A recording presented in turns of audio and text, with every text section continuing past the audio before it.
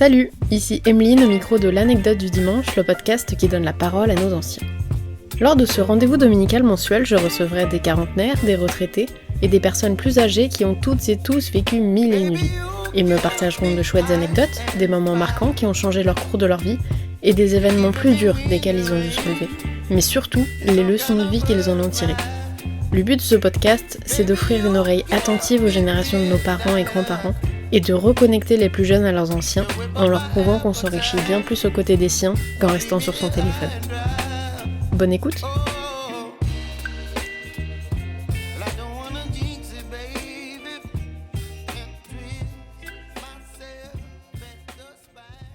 Bonjour à tous et bienvenue dans ce nouvel épisode de l'anecdote du dimanche. Aujourd'hui, j'ai le plaisir de recevoir Christelle. Enfin, c'est plutôt Christelle qui me reçoit. Christelle a eu un parcours de vie tumultueux que je vais découvrir en direct au fil de ses paroles en même temps que vous. J'espère que son courage et sa résilience nous inspireront tous. Salut Christelle, comment vas-tu ? Bonjour, je vais bien, heureuse, curieuse et en même temps un petit peu angoissée, je sais pas si c'est le terme, mais peut-être. C'est normal. Merci beaucoup de me recevoir. Est-ce que tu peux te présenter à nos auditeurs de la façon dont tu le souhaites ? Je vais me présenter de la façon que je connais le plus, c'est-à-dire voilà, je m'appelle Christelle, j'ai 55 ans, je vis seule depuis 2010 avec mes 3 enfants. Enfin maintenant, je n'en ai plus qu'un parce que les 2 grands ont quitté le nid. Voilà, c'est le but. Changer les serrures pour pas qu'ils reviennent surtout. et donc je suis avec ma petite dernière qui a 18 ans, qui fait une école d'art, voilà, qui est en 2e année. Donc on est toutes les deux et ça se passe bien, on s'entend bien. Voilà. Et ils ont quel âge les grands du coup ? Alors Alexandre a 26 ans, bientôt 27. Il est libraire, spécialisé dans les comics BD. Donc comme je lui dis souvent, t'es payé à être dans ta chambre en gros. Parce que, voilà. Oui, c'est vrai. Et donc voilà, un métier passion, ça n'a pas de prix, c'est absolument génial. Et ma deuxième, Zoé, elle a 23 ans et elle a fini son BTS brillamment avec des super résultats. Elle est partie retrouver son amie qui est journaliste en Normandie. Alors, j'allais dire quelle est l'histoire que tu vas nous raconter aujourd'hui, mais c'est la tienne. De quelle façon tu veux qu'on commence ? Alors, en fait, je me suis posé beaucoup de questions en me disant est-ce que je ne vais pas partir par la fin en disant quel est le message que je voudrais faire passer ? Et en fait, je pense que le mot résilience que tu as utilisé au début me correspond complètement. On me dit que je suis une résiliente et pour avoir lu Boris Cyrulnik, mon ami Boris, en effet, et j'ai ce privilège, je pense que la résilience, elle vient de quelqu'un qui a su vous donner l'amour dont vous aviez besoin quand vous étiez jeune, c'est ma grand-mère. Voilà, donc parcours de vie, une enfance maltraitée avec un papa alcoolique, malade, en souffrance, qui avait fait la guerre d'Algérie, qui est revenu avec le paludisme, etc. Donc très violent, qui avait beaucoup de, pas plaisir, mais en tous les cas, l'habitude de nous torturer. On est 4 enfants. Une maman dépressive qui a tenté de mettre fin à ses jours régulièrement devant nous, donc compliqué, mais c'est pas tant quand on est enfant qu'on s'en rend compte, c'est quand on se construit. Donc vivre... Oui, parce que tu baignes là-dedans, oui, en fait. Donc tu crois que c'est normal, en fait. Tu crois que c'est normal et malgré tout, tu essayes de tout faire pour avoir l'amour de tes parents, des miettes, même si elles sont sales. Tu les prends quand même de toutes les façons. Tu t'accroches à ce que tu peux et tu essayes de trouver ta présence utile. Et donc, une enfance assez compliquée, une grand-mère extrêmement présente et aimante. Et vraiment, ça a été mon sauveur, vraiment mon sauveur. J'étais en pension, ça c'était le bon côté du pensionnat, parce qu'à cette époque, c'était pas punitif, c'était géographique, on était en campagne. T'étais en pension du coup à partir du collège. D'accord, donc c'était par rapport à ta scolarité. C'était par rapport à la scolarité, parce que c'était beaucoup trop loin, et ça a été extrêmement bénéfique pour moi, parce que j'ai pu trouver des vrais adultes en fait, avec une vraie limite, me sortir de mon contexte familial. J'adorais les études, je faisais beaucoup de sport, j'étais extrêmement active. D'ailleurs, le TDAH qu'on me découvre aujourd'hui, qui est un TDAH, l'hyperactivité est intellectuelle. À l'époque, elle l'était pas parce que je faisais beaucoup de sport. D'accord. Et je pense que du coup, c'était très exutoire pour moi et donc la question ne s'est pas posée. J'étais très bonne élève, j'étais bien entourée. Je fonctionnais comme pas mal d'enfants, moi, en tous les cas à l'affect. Donc ça se passait très bien. Et puis ma maman décide de se séparer de mon papa parce que là ça se serait très très mal terminé. Il nous menaçait avec son fusil de chasse. Donc il a fallu qu'on parte. Mais il était traumatisé par la guerre ou ça n'avait rien à voir ? Oui, il était complètement traumatisé. Complètement traumatisé. On n'avait pas la télé jusque très tard et à partir du moment où on a eu la télé, il nous forçait à regarder des films de guerre et il pleurait devant et il fallait qu'on regarde et il était vraiment vraiment traumatisé. Ma mère a été mariée à cet homme de force, c'est-à-dire que lui est venu en disant je veux épouser Irène. C'était en quelle année pour que les auditeurs puissent situer donc ça devait être en 1964, quelque chose comme ça, où elle s'est mariée donc à mon père et elle n'a eu de cesse de me dire je suis désolée, j'ai eu des enfants avec quelqu'un que je n'aimais pas, mais pour elle c'était évident qu'elle voulait des enfants. Elle a eu 4 enfants, ce qu'elle voulait c'était dorloter et avoir des câlins en retour. Ma mère, voilà, je ne lui en veux pas, comme j'en veux pas à mon père, je lui ai pardonné et je me suis pardonnée, parce qu'en fait le principal c'est pas de pardonner aux gens, c'est de se pardonner à soi-même. Et ma mère, elle a fait ce qu'elle a pu avec ce qu'elle avait, et Dieu sait qu'elle n'avait pas énormément de choses. Il y a une tare dans sa famille, une tare familiale, une tare sexuelle, d'inceste, d'adultère. Pendant longtemps, j'en ai rigolé parce que j'ai essayé de dédramatiser avec l'humour, mais c'est quelque chose d'extrêmement grave. J'ai été victime moi-même d'inceste de part des membres de ma famille et de sa famille.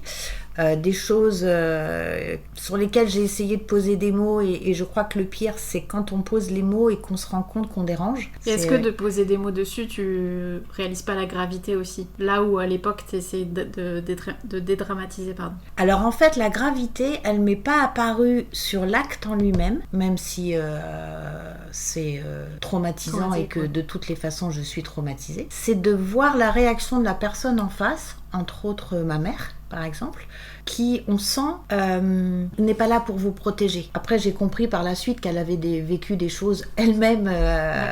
Oui, en fait, ça se répétait. C'était juste avec ses propres enfants, et que c'était pas grave, et qu'elle aussi, et voilà, et c'est la vie, et c'est comme ça, et que quelque part, j'ai eu de la chance. Ce sont des gens qui m'aimaient bien, et ça, c'est le plus traumatisant.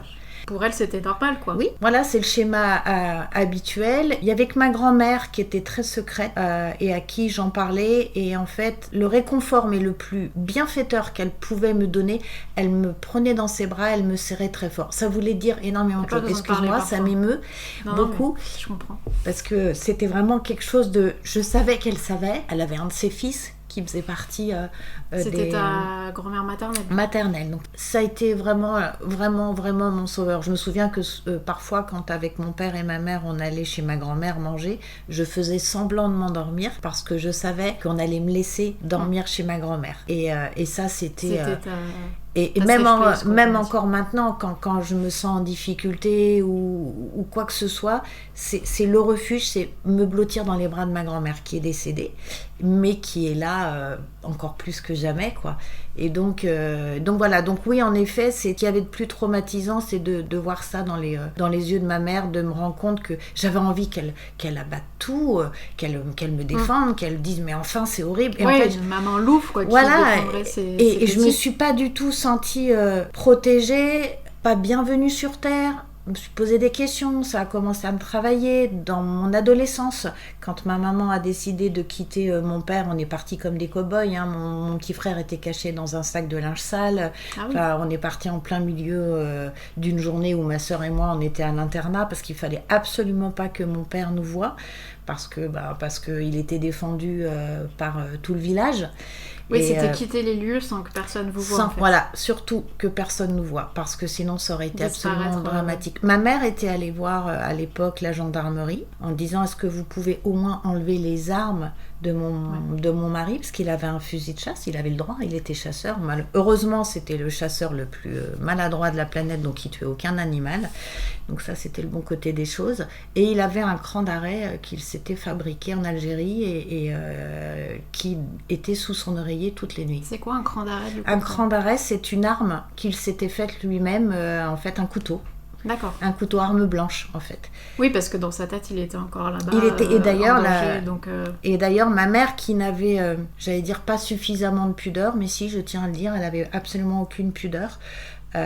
sur ce qu'elle vivait avec mon père, sur les viols qu'il lui faisait subir la nuit, etc. Enfin, je veux dire, il n'y a jamais eu de limite entre les enfants et les parents, que ce soit ou sexuellement parlant, ou au niveau des discussions qui étaient quand même très touchy. Et en fait, moi, je sais pas comment mes frères et ma sœur ont réagi à ça, mais moi, je sais que j'ai été extrêmement chargée. Et je savais, par contre, qu'il y avait des choses qui ne m'appartenaient pas. Mais je savais pas comment ça s'appelait. On était dans un village vraiment au fin fond du trou du cul du monde. La psychologie, on connaissait pas du tout ça. Et je sais plus du tout de quoi. Oui, donc elle avait été voir et on lui avait dit, mais en gros, que tout pendant qu'il y avait ni blessé ni mort, en fait, c'était pas de leur ressort. Et c'est là où elle s'est dit, il faut que je quitte les lieux. Et ça, je lui serai reconnaissante toute ma vie parce que elle est partie, elle avait aucun diplôme, elle avait rien, partie de vraiment du fin fond du champ des champs de maïs où il y avait rien du tout.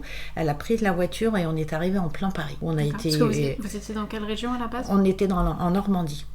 La Manche, la Normandie profonde, vraiment. Mes parents, mon père était cantonnier, ma mère femme au foyer, parce que de toute façon, il était hors de question qu'elle aille travailler, il ne voulait pas. Elle a eu une fois l'opportunité de faire une formation de couturière, parce que c'est quelqu'un qui a un don extraordinaire, et il a mis la voiture en panne pour pas qu'elle parte. Donc vraiment, il y avait des tortures en permanence, que ce soit ou sur ma mère, ou sur moi. Physique et psychologique. Oui, physique et psychologique. Je l'ai vu taper sur la tête de mon frère avec un marteau et donc voilà, c'est vraiment des choses assez fortes, violentes et en fait pire que de vivre dans la violence, c'est vivre dans la peur tout le temps, la peur constante. C'est-à-dire mon père était cantonnier, quand il rentrait le soir, donc il finissait assez tôt, mais il finissait souvent ivre parce que comme tous les cantonniers, ils s'arrêtent dans toutes les maisons pour boire des verres et donc en fait il y avait une espèce de code. Quand il rentrait avec la casquette relevée, ça voulait dire qu'il était normal. Bon, déjà normal, et c'était pas l'être le plus bienveillant et gentil. Mais quand il était sous, on allait ma mère le savait, elle nous envoyait nous coucher à 17h. Et nous, on y allait, on mangeait pas et tout, mais c'était le seul endroit où il nous embêtait pas. Et en quoi que des fois, il venait quand même nous chercher. Et il y avait aussi ces tentatives de suicide de ma maman, qui par la suite m'ont beaucoup perturbée. Et j'en ai parlé avec elle, où je lui ai dit, mais tu sais, maman, évidemment que j'en veux à papa pour le mauvais père qu'il a été, mais en même temps, je crois qu'il n'a jamais voulu être père. Il a fait des enfants à ma mère pour garder ma mère, en fait. Mais il n'a jamais aimé les enfants. Jamais. D'accord. Oui, donc déjà... donc ça a été posé. Et donc, voilà, ça y est. Ça s'est fait comme ça. Ma mère, elle en voulait. Il lui a donné ce qu'elle voulait. Au moins, elle restait à la maison. On a parlé ensuite, toutes les deux, où je lui ai dit que j'en voulais évidemment à papa, parce qu'on avait quand même vécu dans une terreur terrible. Et je lui ai dit, mais tu sais, je veux que tu saches que je t'en ai voulu aussi, parce que savoir que t'étais prête à nous abandonner, c'est cruel. C'est cruel. De le faire devant nous, ces tentatives de suicide, que ce soit parce qu'on était en voiture et qu'elle ouvrait la porte en pleine autoroute, ou alors qu'elle allait monter sa potence et que du coup j'allais la chercher et je la trouvais en train de monter sur le tabouret Oui, parce qu'elle essayait même pas de faire ça pendant que vous étiez à l'école Voilà, c'est ce que je te disais tout à l'heure, il n'y a pas de pudeur, il n'y a pas de limite, il y a pas de on n'essaye pas de protéger les enfants. Non, on est tous dans le même bain. Voilà. Est-ce que c'est pas son mal-être profond en fait qui prenait le dessus sur tout à fait. Sur la morale et c'est pour ça que maintenant je le dis et je le répète, elle a fait ce qu'elle a pu avec ce qu'elle avait. Et je trouve que elle a fait des choses très très bien. Elle était pleine de courage. Voilà, c'est quelqu'un que j'aime profondément. J'ai toujours voulu protéger ma mère. En fait, les rôles ont été inversés. C'est ce qui moi m'a porté quand même énormément préjudice dans ma vie. Même encore maintenant, ce besoin de la protéger. J'apprends des bribes d'histoire parce qu'il y a des choses que j'ai vécues dans mon enfance et dont je ne me souvenais pas et qui reviennent maintenant. Et c'est vrai que ma mère, elle a été internée, mon père a fait interner ma mère suite sans doute à une tentative de suicide. Donc elle est partie en hôpital psychiatrique pendant plus d'1 mois et ça a été l'horreur pour nous. Je me souviens d'une image. Ça m'est revenu il n'y a pas longtemps, où on est allé la voir avec mes deux frères et ma sœur, avec une de mes tantes, une des sœurs de ma mère. Et je me rappelle pleurer, hurler dans la voiture, parce qu'elle ne pouvait pas sortir de l'hôpital. Et ça, c'était horrible pour moi. Je voulais qu'elle rentre en fait. C'était quelque chose de très compliqué. Et puis surtout que mon père était horrible. Il était... Oui, c'était le fait de rester seul. On restait seul avec notre père. On était terrorisés tout le temps. On était au collège, ma sœur et moi. Et mon père est venu nous chercher un vendredi soir, donc après le pensionnat. Et là, t'imagines bien, à la sortie du collège, t'as tous les élèves qui sortent, etc. Et ma sœur et moi, on voit... Ils sont contents de rentrer à la maison. Voilà, et nous, on voit notre père au portail ivre-mort, et puis il n'avait pas l'alcool joyeux, c'était pas très rigolo, qui nous traitait de tous les noms, de putes, qu'on allait se prendre une raclée, qu'on était que des grosses... une horreur. Et il fallait qu'on traverse toute l'allée avec tous les élèves et qu'on se retrouve avec notre père. Et ça, c'était horrible. Mais le pensionnat, ils n'étaient pas au courant ? Une espèce d'omerta sur ces trucs. Oui, personne parlait en fait. Tout le monde se doute, mais personne ne dit rien. Ouais. J'ai eu un témoignage d'une de mes tantes ouais, c'est ça. Et ils se doutent, mais tu sais, on savait pas se mêler. On savait pas quoi faire. Mais ça, c'est compliqué. Là, l'humain est très lâche en général pour ce genre de choses. C'était vraiment plus c'est grave, beau. plus l'humain est lâche, j'ai l'impression. Pour autant, il y avait quand même un docteur, parce que bon, j'ai quand même eu la tête ouverte plusieurs fois par mon père, à peu près 5-6 fois. Et je sais qu'une fois, pour là, je sais pas combien de fois d'ailleurs, j'avais un gros trou dans la tête. Mon père m'avait donc fait ça et il m'avait enfermée dans le salon, dans le noir, et en me disant oui, tu vas rester là jusqu'au retour de ta mère. Et je m'amusais à toucher ma tête et je me disais mais qu'est-ce que c'est que ce truc et tout. Ceci dit, ça fait pas mal, un trou dans la tête. Ça fait moins mal que quand on se coupe avec une enveloppe au doigt. C'est un peu con, mais... Et ma mère est arrivée, bon évidemment elle a hurlé, moi j'étais pleine de sang, donc elle m'a emmenée voir le docteur. À l'époque les docteurs recousaient. Et le docteur a dit à ma mère, je me souviens tout le temps, il lui a dit ce qui me dérange c'est pas de la recoudre, c'est qu'en fait elle s'en fiche. Oui, c'est ce que j'allais dire, tu me racontes ça comme c'est banalisé. Comme moi quand je me faisais mal au genou c'est en complètement roller, voilà, c'est complètement banalisé. Je crois que c'est une des facultés que j'ai eues, cette banalisation des faits, de la torture, des incestes que j'ai pu subir, de la maltraitance. C'est ça qui m'a sauvée, malgré tout. Mais en même temps, je sais plus quel est le thérapeute qui disait, alors il le disait pas en ces termes, mais ça voulait dire ça, il dit, on a beau être élevé sur du fumier, parce qu'on n'a pas tous le même terreau à la naissance, et rajouter du bon terreau tout au long de la vie, on aura toujours des relents de merde. Et c'est exactement ça. C'est que j'ai voulu rajouter du bon terreau à ma façon, je pense que sans prétention aucune, parce que malheureusement on n'est pas élevé dans cette culture d'avoir confiance en soi et d'être fier de soi, et dès qu'on ose dire, dès qu'on ose dire qu'on est content de soi, les gens vous disent ouais ça va les chevilles, c'est quand même assez incroyable, alors que j'ai le droit d'avoir confiance en moi et j'ai le droit d'être fière de moi. Et il y a des personnes que j'ai rencontrées d'ailleurs qui, quand elles me le disaient, je disais arrête, c'est quelque chose de gênant de recevoir un compliment, mais c'est juste factuel. C'est factuel, oui, je pense être une bonne personne et que j'ai fait des choses bien. Je n'ai pas eu d'enfant avant d'avoir fait un travail sur moi, c'était hors de question. C'est une question que j'allais te poser. Jamais. Mais par contre, j'étais persuadée que je voulais avoir des enfants. Quand on allait chez mes grands-parents paternels, je me rappelle... Regardez dans le catalogue 3 Suisses, les dernières pages, je choisissais mes enfants. C'était très étrange.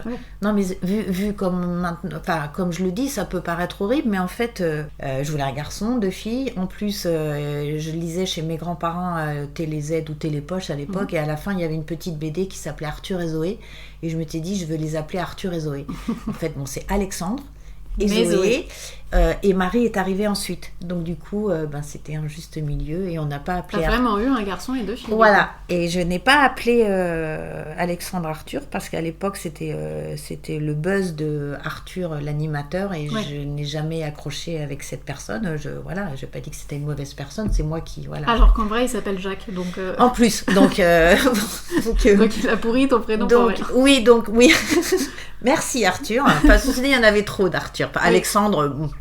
Et donc du coup, j'ai toujours su que j'en voulais, mais j'ai toujours su qu'il fallait que je me libère des bagages.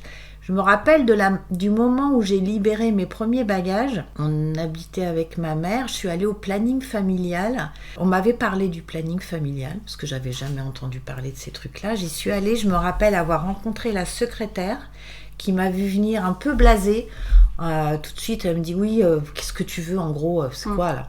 Et donc, je savais pas quel terme utiliser. Je lui dis, je sais pas vraiment. Oui, tu sais pas par où commencer. J'avais à peine 14 ans. J'ai dit, je sais pas, mais je crois qu'il y a des choses qu'il faut que je dise qui sont pas normales. Et elle me dit comme quoi, un peu agacée. Et là, je commence à lui raconter des choses que j'ai vécues au sein de ma famille, etc. Et là, je me rappellerai tout le temps, elle s'est redressée sur sa chaise et elle me dit, tu es disponible quand ? Et là, elle m'a donné rendez-vous avec un psy. Voilà. Et j'ai commencé, et c'était sous couvert, ma mère n'était absolument pas au courant. Oui, donc tu as commencé la psy très tôt. Très tôt. Ouais. Et maintenant, avec du recul, je me dis, mais je ne sais pas ce qui m'a donné cet éclair, cette acuité de se dire, il faut que je délivre.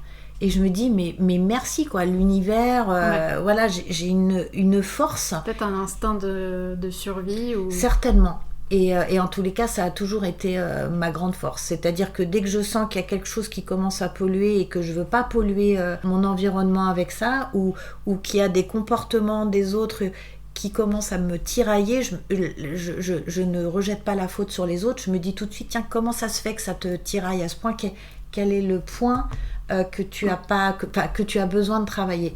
Donc régulièrement, voilà. Et donc régulièrement, je vais voir quelqu'un. Voilà. Mais heureusement, parce que tu disais que ta mère avait vécu des choses, ton père aussi, du coup ils vous ont fait vivre des choses, et si t'avais pas été voir le psy et que t'avais pas été aussi capable de t'analyser et d'analyser ce qui est normal et pas normal, t'aurais peut-être répété le schéma sans te rendre compte. Mais évidemment.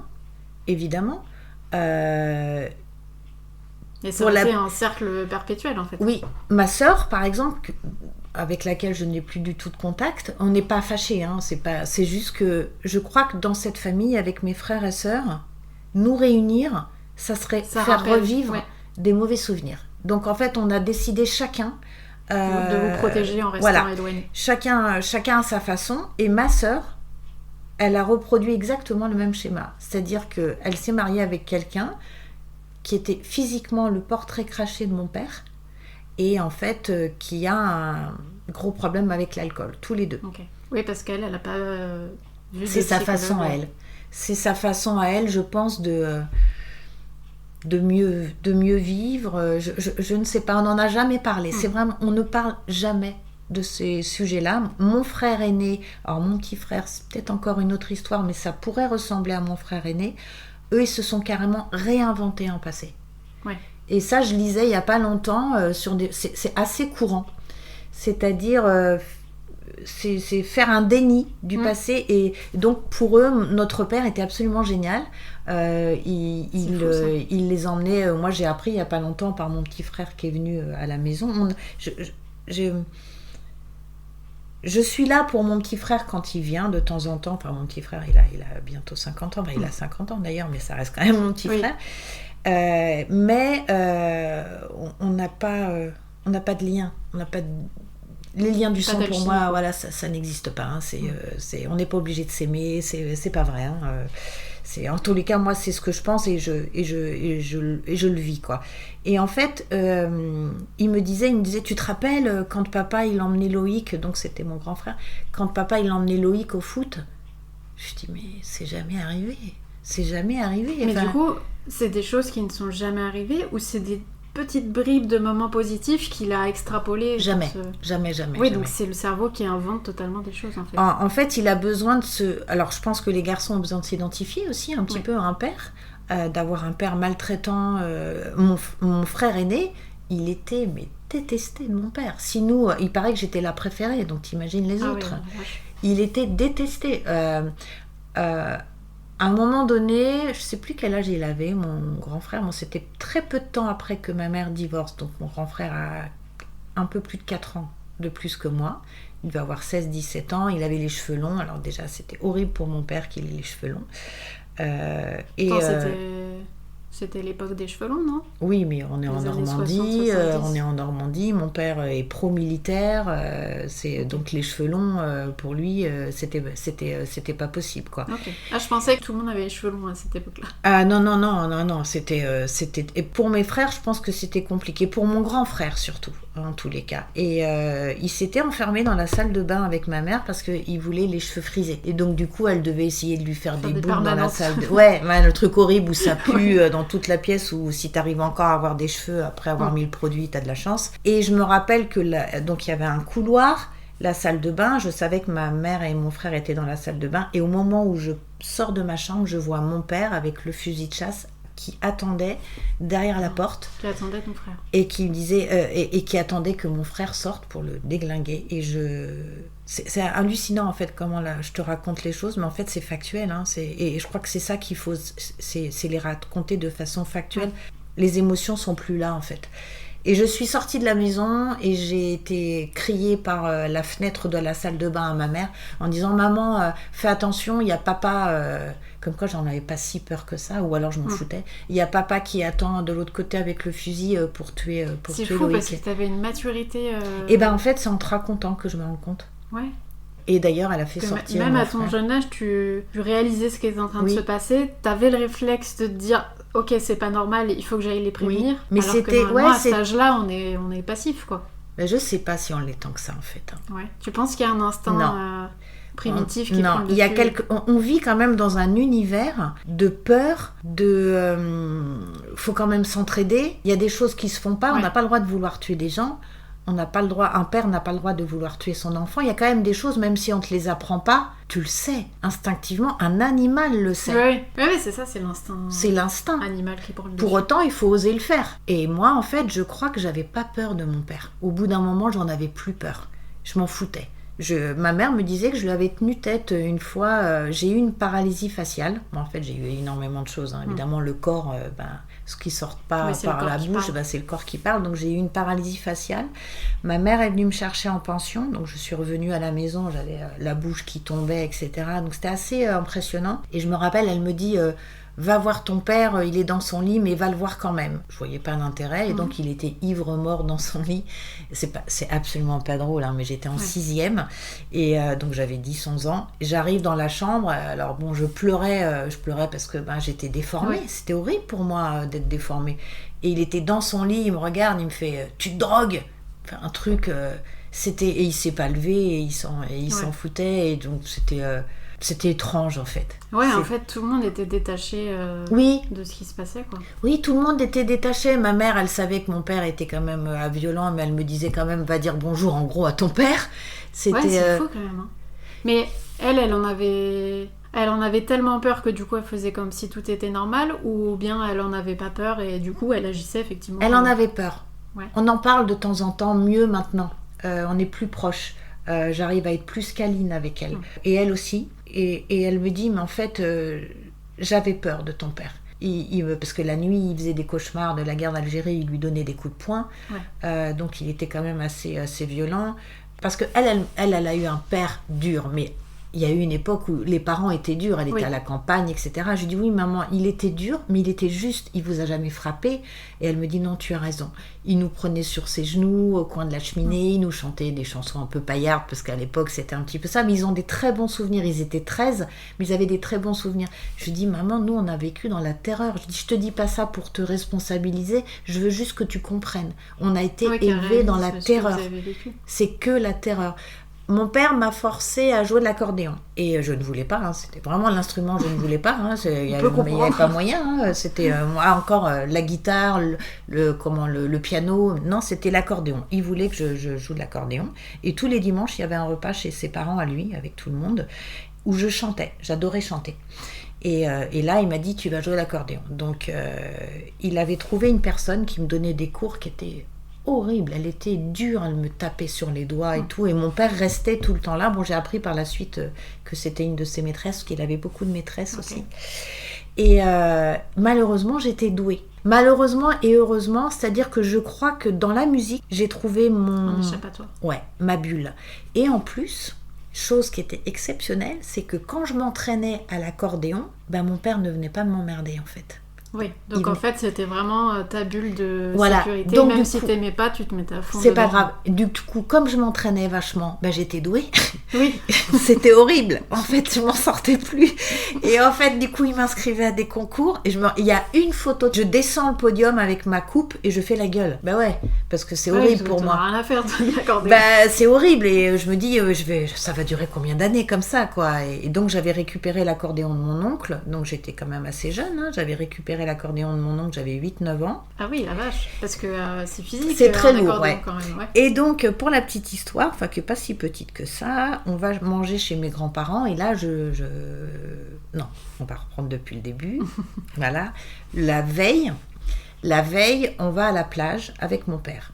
Donc, il y avait des fois où il disait on va à la plage. Donc, on s'arrêtait pour manger un morceau. Donc, il buvait déjà, pique-nique. Donc, on savait qu'à la plage, il allait être ivre-mort. Et donc, il y avait un rituel. C'était horrible. Hein. En fait, quand j'ai raconté ça à mes amis, elles me disent mais c'est horrible, Christelle, c'est pire que Zola. Et en fait, mon père se mettait sous le parasol pour pouvoir dormir. Nous, on était assis en randonnion, en maillot de bain. Ma mère n'avait pas le droit de nous mettre de la crème solaire et il fallait qu'on reste assis, on n'avait pas le droit de se baigner. Voilà, en sachant que de toutes les façons... Autant aller dans une rôtisserie si c'est pour faire exactement. Ça. Donc du coup, et en plus, même si on... Parce que souvent ma mère nous disait, bon, dès que votre père il dort, on va aller se baigner. Sauf que c'était le moment où la Manche, elle s'était retirée jusqu'en Angleterre. Et donc du coup, on s'est dit, on n'aura jamais le temps. Donc du coup, on restait. Et il y a eu une fois où j'ai cramé. Donc j'ai eu des cloques. Et c'était extrêmement douloureux. Ma mère, elle a essayé de me soigner le soir, mais c'était horriblement douloureux. Donc le lendemain, on va chez mes grands-parents et ma mère dit à mon père, surtout, tu ne fais pas jouer d'accordéon à Christelle, elle a des cloques. On va au repas de famille, mon père boit. Et tout d'un coup, il me dit, viens jouer de l'accordéon. Et ma mère lui dit, non, s'il te plaît. Et donc, rien à faire. Donc, il me dit, si, tu vas jouer de l'accordéon. Et comme tous les gens qui étaient là disaient, non, tu sais bien qu'elle a le dos fragile, etc. Donc, il m'a prise par les cheveux, il m'a emmenée dans une dépendance. Mes grands-parents avaient une étable. Donc, il m'a emmenée dans l'étable. Il m'a assise sur une chaise, il m'a mis l'accordéon. Je me rappelle, j'étais en short, donc ça pince bien les cuisses. Et il a serré l'accordéon avec un foulard dans le dos, très fort. Je te parle même pas de la douleur. Et j'ai commencé à jouer, rien que pour lui. Et personne n'a bougé dans la maison. Ah, c'est fou ça quand même. Et au bout d'un moment... C'était sa famille à lui ? Oui, sa famille à lui. Donc même sa famille à lui... Ils en avaient peur. Ma mère me disait que la mère de mon père un jour lui avait dit... donc parce que ma mère lui avait dit mais faites quelque chose. La mère de mon père avait dit je peux pas, il me fait peur. Ouais, parce qu'en fait, ta mère te défend pas, la famille de ta mère tout le monde a peur. La famille de ton père non plus. Ouais, en fait tout le monde a peur. Même, ouais. Et mon oncle donc qui était mon parrain, donc le frère de mon père, au bout d'un moment arrive et lui dit maintenant tu arrêtes. Et mon père lui dit mais je fais ce que je veux. Il commence à se battre et je me rappellerai tout le temps, je joue encore de l'accordéon. Je joue de l'accordéon et je pleure parce que je sais que de toutes les façons, quand on va rentrer à la maison, je vais m'en prendre une quand même. Et c'est ce qui s'est passé. C'est de la torture pour moi, c'est de la torture. Ouais, c'est ça, il n'y a pas d'autre mot je crois. C'est de la torture. Ça a été long pour moi de pardonner. Psychologique et physique. À table, quand il y avait des communions, parce qu'évidemment il y avait des gros gueuletons, c'était horrible parce que ma mère était quelqu'un de très joyeux. Très très joyeux. Quand j'allais la voir traire les vaches, elle chantait tout le temps.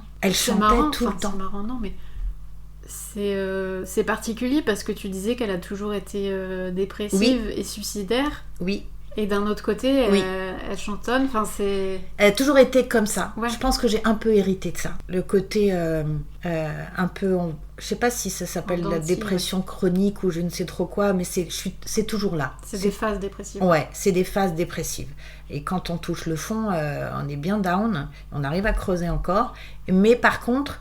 Je crois aussi que si on arrive à remonter, c'est parce que les ups qu'on a justement, où on est hyper joyeux, ma mère, elle dansait tout le temps, tout le monde adorait ma mère, elle était rigolote, elle chantait, mais quand elle était dans les downs, ça pouvait être dramatique. Mais je crois que c'est un symptôme, tu me dis si je me trompe, mais je crois que c'est un symptôme de la dépression justement d'avoir des hauts très hauts et des bas très bas. Oui, et ça c'est épuisant. Donc ensuite il faut faire un travail sur soi pour que les hauts soient moins hauts et les bas moins bas. Et donc ça je la remercierai jamais assez pour ça. Elle était coquette, sauf que mon père était d'une jalousie maladive. Donc elle avait c'était son territoire. Il aimait ma mère, il l'aimait mal certes, parce qu'il y a pire que pas aimer, il y a mal aimé. C'était sa chose, mais il la trompait, mais c'était sa chose, et il était jaloux, il inventait tout, c'était abominable pour elle, mais elle avait quand même cette joie de vivre, tout le temps cette joie de vivre. Et est-ce que, comme c'était un mariage forcé, Est-ce que elle, avec les années, elle a appris à l'aimer malgré l'alcoolisme, la violence, etc. Ou elle était vraiment prisonnière Elle était prisonnière. C'est marrant ce que tu utilises comme terme. Parce que j'ai été suivie par un éthio-médecin, qui me suit toujours d'ailleurs, qui est devenu un ami. Est-ce que tu peux expliquer pour les auditeurs ce que c'est Alors l'éthiomédecine, on va dire c'est la thérapie du corps. En fait, ce que toi tu peux raisonnablement pas dire, parce que parfois faut savoir lire les silences. Ce que tu dis, c'est pas ce qu'il y a de plus important, alors que ce que tu crois. Et ben là, c'est le corps qui le dit. Donc en fait, la première fois que je suis allée chez lui, il m'allonge sur la table. Donc j'avais eu ses coordonnées par l'intermédiaire de quelqu'un d'autre, mais il n'y a pas de hasard dans la vie, on est bien d'accord. Hein. Et là, je lui dis rien. D'ailleurs, il me dit vous ne me dites rien. Et il me met des filtres de couleurs sur chaque chakra. Et dans ma tête, je me dis qu'est-ce que c'est que ces conneries ? Je me dis il va faire la danse du feu dans 2 secondes. Enfin, j'avais envie de rire. Oui. Et là, donc, il met les filtres donc, sur chaque chakra. Il dit ouh là là là là, il y a un problème d'identité. Il y a énormément de travail. Donc, après, je me dis ouais, tout le monde peut dire ça, c'est fastoche. Hein. Et tout d'un coup, il prend une feuille que je pensais blanche. J'avais pas vu que de son côté, il devait y avoir des termes ou des signaux, je ne sais pas quoi. Et il commence à balayer la feuille sur mon corps, comme ça. Et cette feuille s'arrête au niveau de mon pubis.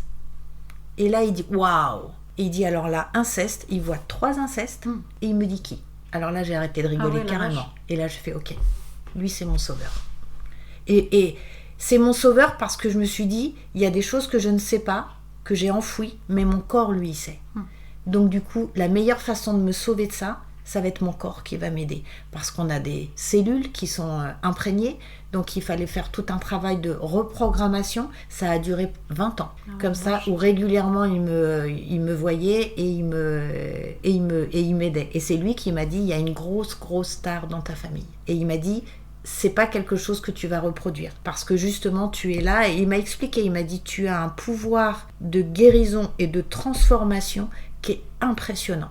Et il me dit il faut absolument que ma mère n'avait pas. Peut-être que si elle avait rencontré ce genre de personnes, voilà, c'est ce qu'elle me disait aussi. Elle me disait mais tu sais nous on n'avait pas cette opportunité de parler de choses un peu plus spirituelles, de parler tout court déjà, tout bonnement. Enfin, je veux dire, non, puis même à l'époque, tout ce qui est dépression, santé mentale, traumatisme, etc., on n'en parlait pas, quoi. Voilà, elle était hystérique, regarde, elle était folle. Ton papa aujourd'hui serait suivi par un psychiatre. Tout à fait. Après la guerre, on est automatiquement suivi. Voilà, et lui pas du tout. Là, ils étaient rejetés dans la nature. Et donc forcément, ça influe sur tout le monde. Et en plus, forcément, en général, je dis forcément, mais en général, quand on a une pathologie ou une maladie et qu'elle n'est pas travaillée, en tous les cas qu'on ne travaille pas dessus, on va s'emboîter avec quelqu'un d'autre qui va pas bien. C'est comme ça, on le dit d'ailleurs, quand on va pas bien, on attire des gens qui vont pas bien, etc. Et ça, du coup, ça fait des dégâts, surtout quand ces deux-là reproduisent Oui, c'est ce que je disais tout à l'heure, c'est un cercle sans fin, quoi. C'est un cercle sans fin, exactement. Donc, mais en tous les cas, ma mère me disait que déjà quand j'étais plus jeune, je tenais tête à mon père. Quand elle s'était inscrite à une formation, je me souviens très bien de ça, elle s'était inscrite à une formation de couturière parce qu'elle était vraiment, vraiment très douée, donc on était venu la chercher. Et la veille, elle ne retrouvait plus ses papiers de voiture. Il lui avait pris. Et elle disait, c'est encore lui qui les a pris. Et moi, j'ai entendu ça. Et je suis allée dans la chambre de mon père. Et ma mère, elle m'a dit, tu devais avoir, je sais pas, 6-7 ans. Ouais, c'est fou parce qu'à 6 ans, tu avais une force de caractère que l'entièreté de ta famille n'avait pas, en fait. Mais elle était terrorisée. Ma mère, elle m'a dit, mais elle va se faire tuer. Elle me dit, t'y allais. Et je me rappelle, elle me dit, ton père t'a dit, mais enfin, de quoi je me mêle? Et toi, t'as répondu, c'est ma mère. Et voilà, et en fait il m'a rien fait. Je crois que quand ma mère dit que j'étais sa préférée, je peux comprendre parce que j'ai appris à connaître mon père à travers plein d'autres choses. Je crois que j'étais sa préférée parce qu'il aimait que je lui tienne tête, parce que ça le rassurait quant à mon propre avenir, c'est-à-dire de se dire cette enfant là elle va se défendre. Et je crois que du coup ça le rassurait de son mauvais rôle qu'il n'avait pas pu tenir, il m'avait pas donné d'éducation ni aux autres, ni il nous a des parents, c'est là pour ça, c'est pour vous apprendre à vous l'éducation. Voilà, c'est ça, et puis à vous armer. Et lui, il l'a jamais fait. Et tout d'un coup, de voir qu'il y avait un de ses enfants qui le faisait, en fait, je le déculpabilisais et de se dire, elle va s'en sortir. Et la fois où c'est devenu mon ange gardien, mon père, il est décédé, il avait 60 ans, cirrhose, voilà, bon, naturellement. Hein, et donc il était horriblement mal en point, grossi, gonflé, jaune, etc. Et c'est important ce que je te dis, parce qu'en fait, le jour où je lui ai pardonné, c'est un jour j'ai rêvé. Dans mon rêve, alors ça devait être le ciel, je ne sais trop quoi, un endroit avec des nuages, etc. Je tenais la main de quelqu'un, je ne sais toujours pas qui c'est, je sais que c'est une femme, mais je ne sais pas qui. Et on se promène là-dedans. Et c'est super agréable. Et tout d'un coup, je lui serre la main très fort parce que je vois mon père, de dos. Okay. Et là, je suis tétanisée, parce qu'on n'a pas d'autre choix que de passer devant lui. Et là, donc, je me rappelle, dans ce rêve, j'avance et je ferme les yeux, et je ferme les yeux, et je lui serre la main fort, fort, fort. Je passe devant mon père, persuadée qu'il va m'en mettre une, parce que de toute façon, dès qu'on tournait le dos, c'était bizarre, hein, c'était presque instinctif, en fait, une espèce de toc. Il fallait qu'il nous frappe. Une fois, il a eu des béquilles, il m'a donné un gros coup de béquille dans le dos. Voilà, c'était comme ça. Juste parce que je passais. Et là, je passe. Il se passe rien, et donc là je commence à desserrer la main parce qu'on arrive suffisamment loin pour plus qu'il me touche, et tout d'un coup je l'entends qui me dit « et mon câlin ». Je me suis retournée et j'ai vu mon père, mais beau, parce qu'il était très beau mon père quand il était jeune, très très beau, et je l'ai vu comme ça, il était magnifique. Et à partir de ce moment-là, depuis, quand je rêve de mon père, il est splendide. Et je sais que, je sais pas, il est là parfois. J'avais été raconter un de mes rêves à Radio Nova. À un moment donné, il fallait aller raconter ses rêves. C'était un rêve improbable. C'est-à-dire que je me retrouvais dans un lit avec Nicolas Sarkozy, avec qui j'avais couché, et je l'ai poignardé. Donc du coup, je me retrouve avec le corps de Sarkozy dans le lit. Et je pleure. Je pleure parce que je me dis, je ne peux pas appeler d'amis, je ne peux pas leur dire que j'ai couché avec Sarko, c'est pas possible. Et là, mon père arrive, qui était un coco quand même, c'était un communiste, hein, et là il me dit t'inquiète pas, je m'occupe de tout. Voilà, c'était super drôle ce rêve. Ouais, c'est marrant. Hein. Et donc il est tout le temps là. Et t'es croyante ? J'ai la foi. Ouais. J'ai la foi, je pense, je crois en un Dieu tout-puissant, en l'univers. Je pense que je suis reliée au divin, mais pas croyante de façon religieuse, spirituelle. Et j'en ai fait, enfin, j'ai eu toutes les preuves du monde qu'on n'est pas tout seul, et que quand on demande ces rêves-là typiquement, c'est pour ça que je te pose la question. Ah mais clairement. Et donc du coup depuis, on n'a jamais été aussi proches avec mon père. Et du coup en fait ça t'a, moi je le suis croyante et je vois ça comme un signe pour t'apaiser en fait. Tout à fait. Pour te dire c'est bon Christelle, maintenant t'es tranquille. Tout à fait. Mais c'est exactement comme ça, et en plus de le croire, c'est que je le sens. Oui.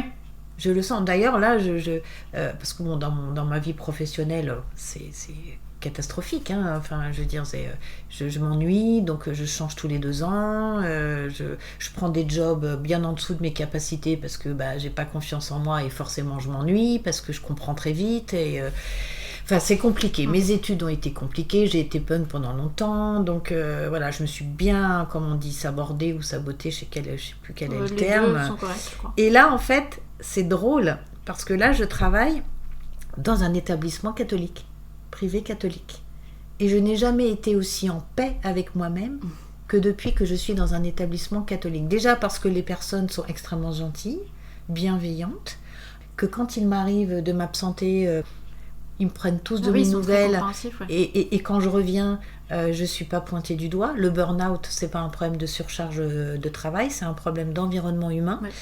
Et donc du coup, j'ai jamais été aussi bien. J'ai pris un poste bien en dessous de mes capacités, hein. J'ai été cadre, etc. Mais en fait, je ne sais plus du tout ce que je faisais, pour qui, pourquoi, ça voulait rien dire, avec des cartes de visite. On sait même plus ce que ça veut dire, ce que vous faites. En plus, c'est traduit en anglais. On comprend plus rien. Je voulais trouver du sens à ma vie. C'est les bullshit jobs, comme on dit maintenant. Oui, c'est ça. Et donc du coup, j'ai trouvé ce poste, et je trouvais que le poste à l'accueil, c'était représentatif de ma personne. J'aime être accueillante et faciliter la vie de tout le monde. Mais tu sais que c'est marrant parce que avant aujourd'hui on se connaissait pas, et dès les premiers échanges, quand on a trouvé une date pour se rencontrer, tu m'as dit que tu travaillais dans un établissement scolaire, et en fait ça m'a paru ah oui, naturel, alors qu'on a juste échangé par vocaux, et en soi très peu.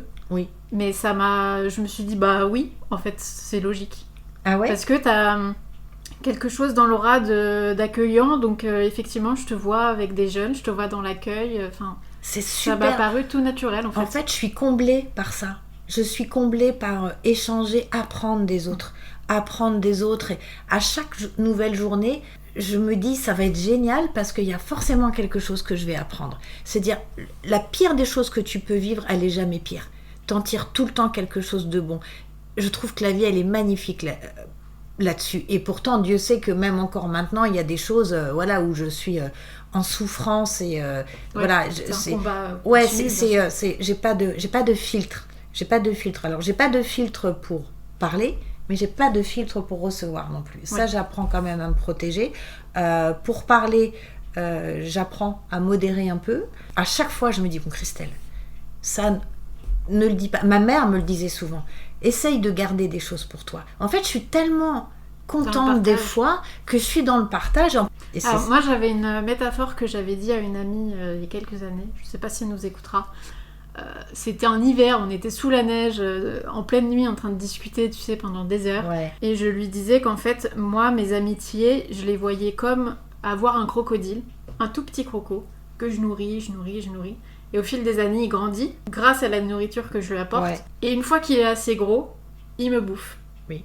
Et en fait, c'est exactement ça. Tu donnes de ta personne, de tes émotions, de ton passé. Et une fois que la personne s'est galvanisée de tout ça, c'est nourri de ça toi. te revient. Ouais. C'est exact. Et dans mes relations amoureuses, c'est souvent ça aussi. Les personnes viennent se nourrir de moi. D'ailleurs, j'avais même un compagnon qui m'avait dit... Tu es une femme pansement. Et sur le coup, je pensais que c'était un compliment. Mais en fait, c'est horrible. Oui. Et en effet, lui, je l'ai récupéré ça existe, mais de le dire, à la petite cuillère. Horrible. Et en fait, du coup, je pense que j'ai cette capacité d'empathie, de bienveillance, de donner, de partager, voilà. Et en fait, il s'est complètement requinqué. Il est parti.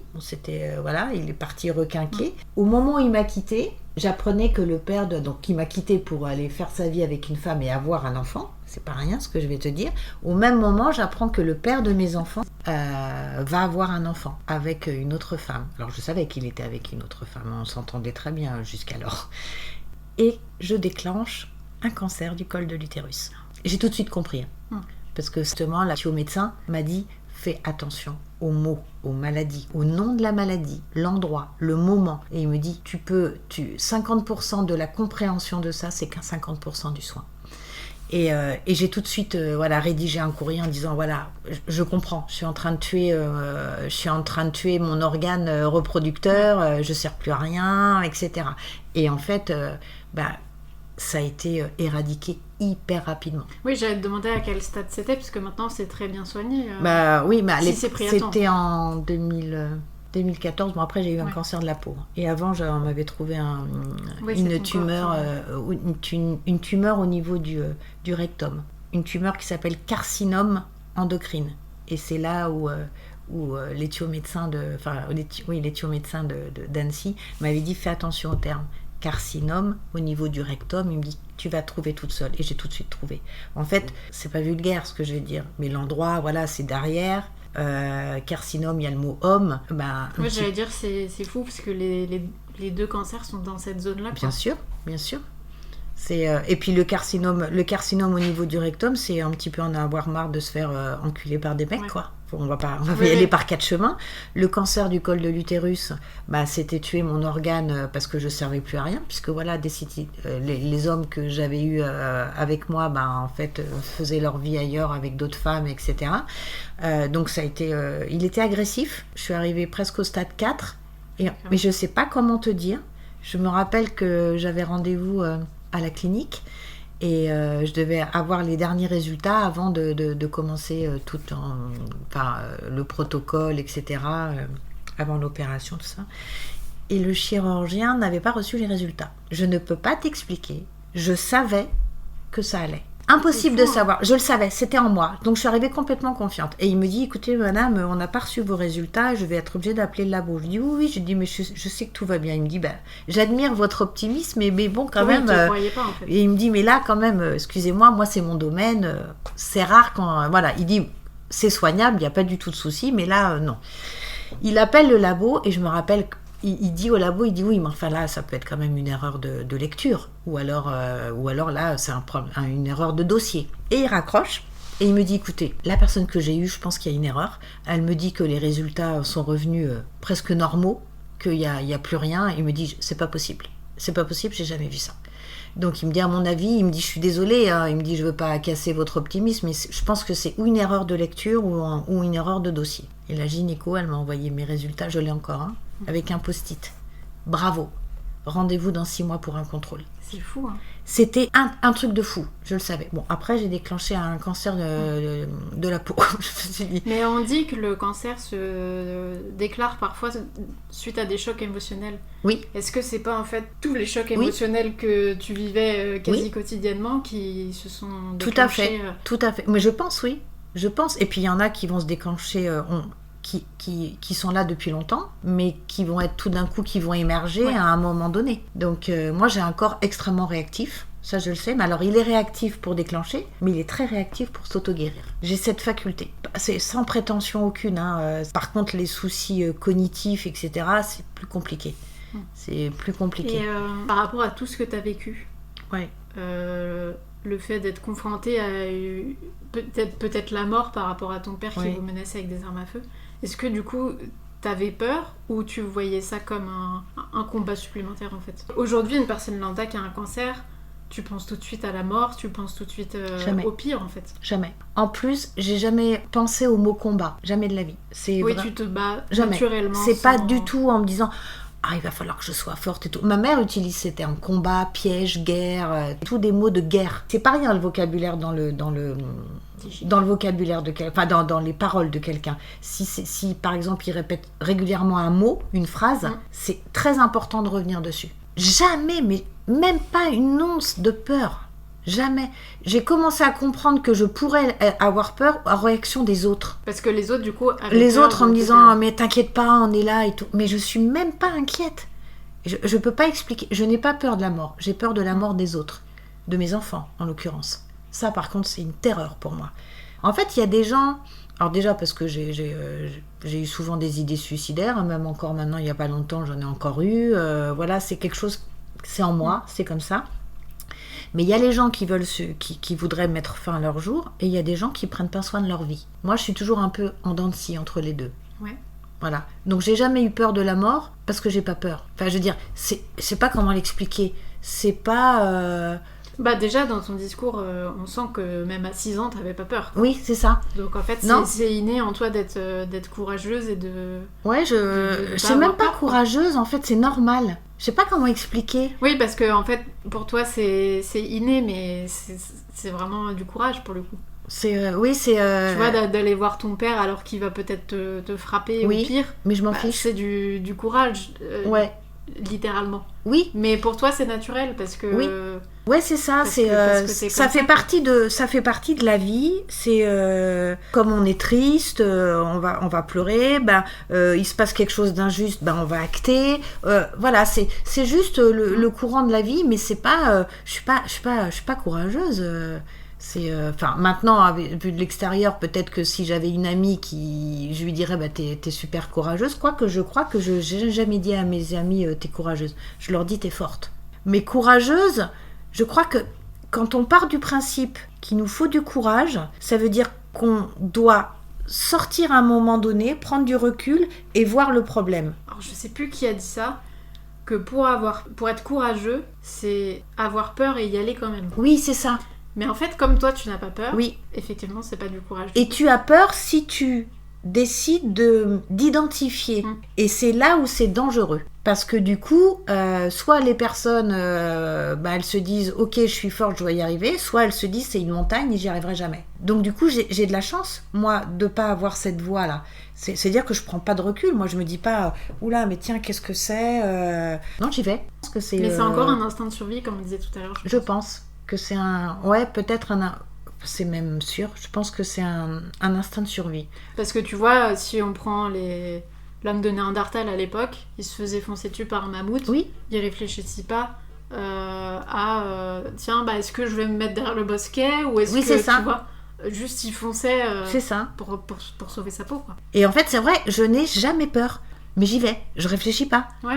Mais par contre, quand je suis blessée par quelqu'un, j'arrive pas à me défendre. Et j'y arrive pas. Alors après, je me cache derrière est-ce que tu sens réellement qu'il y a une discussion qui est possible ? Est-ce que tu vas gaspiller ton énergie ? Je ne sais pas. Et puis en plus, je perds vite mes moyens quand je suis dans une discussion où la colère de l'autre prédomine. Et là, du coup, je perds mes moyens, j'arrive plus à parler normalement et ça me décrédibilise, en fait. Oui, bah, c'est compréhensible par rapport à ce que tu as vécu, quoi. Je sais pas. Ça me gêne parce que du coup, je vais pas fuir, mais c'est-à-dire qu'avant qu'on me diagnostique TDAH, j'avais énormément d'impulsivité.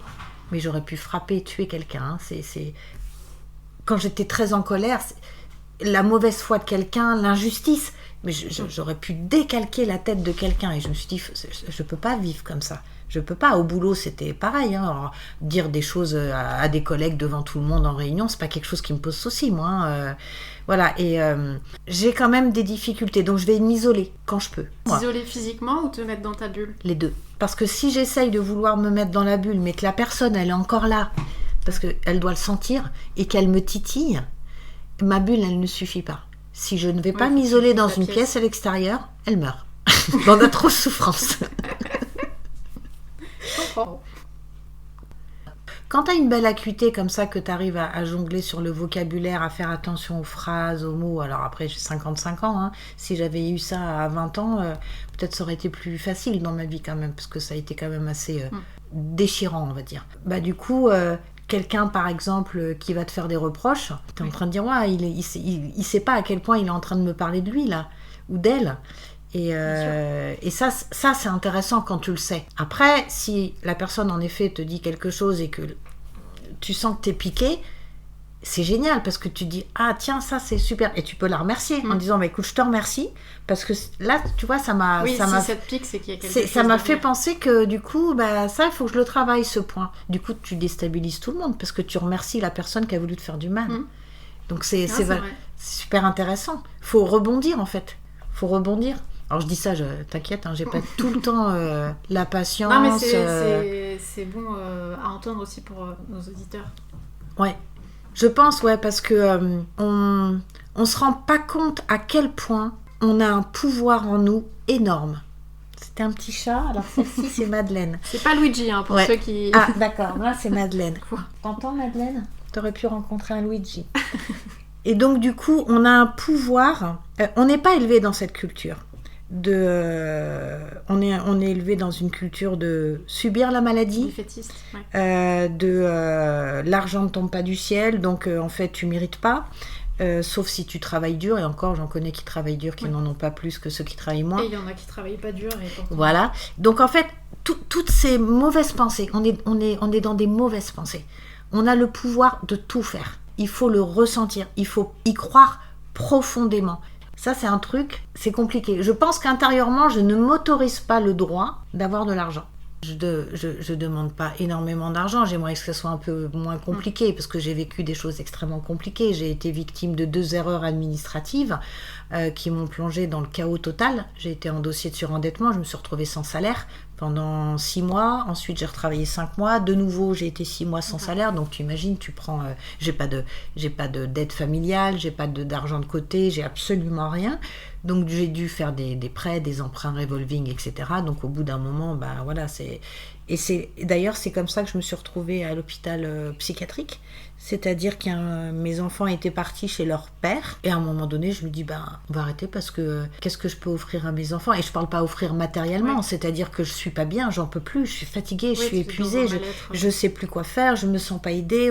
C'est quand on dit, mais tu sais, il y a des gens qui sont pas là, qui sont là pour ça. Il n'y a rien de plus fatigant que de frapper à des portes qui se referment toutes. C'est une horreur. C'est une horreur. Quand vous n'allez pas bien, vous n'avez pas d'endurance. C'est comme demander à quelqu'un qui a Alzheimer de ne pas oublier de prendre ses cachets. C'est pareil, c'est complètement incohérent. C'est une endurance émotionnelle. C'est impossible. Donc là, j'étais complètement au bout du bout. Et je me suis... Alors, c'est pas rigolo, hein, mais je me suis levée de mon lit, je suis allée dans la salle de bain et je cherchais des cachets et j'ai trouvé que du Spasfon et du Doliprane. Et là, je me suis regardée dans le miroir, je pleurais toutes les larmes de mon corps Et je me suis dit, non mais Christelle, t'as pas le droit. T'as pas le droit de penser ça, t'as des enfants, ils ont besoin de toi et je veux plus jamais avoir ce genre de pensée. Donc j'ai fait mon petit baluchon et je suis allée à l'hôpital. Donc là, j'ai expliqué... C'est fou d'y aller de toi-même. Fallait que je me sauve. Fallait que je me sauve de moi-même. J'avais pas le droit. Et c'est très désagréable d'avoir ce genre de pensée, extrêmement désagréable.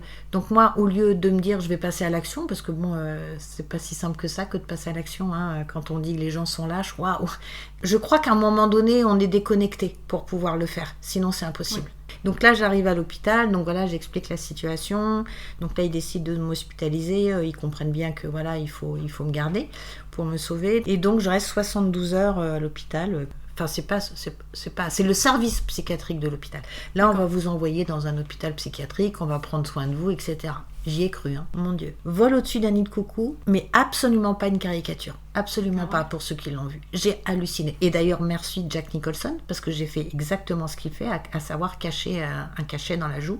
Donc, on ne voit personne pendant 14 jours. Pas un médecin, pas un psychiatre, personne. Donc en fait, on est avec d'autres personnes. Ouais, c'est une planque pour les gens qui vont pas bien. C'est une horreur. En fait. Si t'as arrêté de fumer, t'es sûr que tu reprends. Parce que tout le monde fume dehors, on fume comme des pompiers dehors. Moi, j'avais arrêté de fumer. J'ai trouvé les plus belles personnes au monde, vraiment. Des personnes pures. Enfin, je sais pas comment t'expliquer. On te sert de la bouffe comme si... c'est dégueulasse.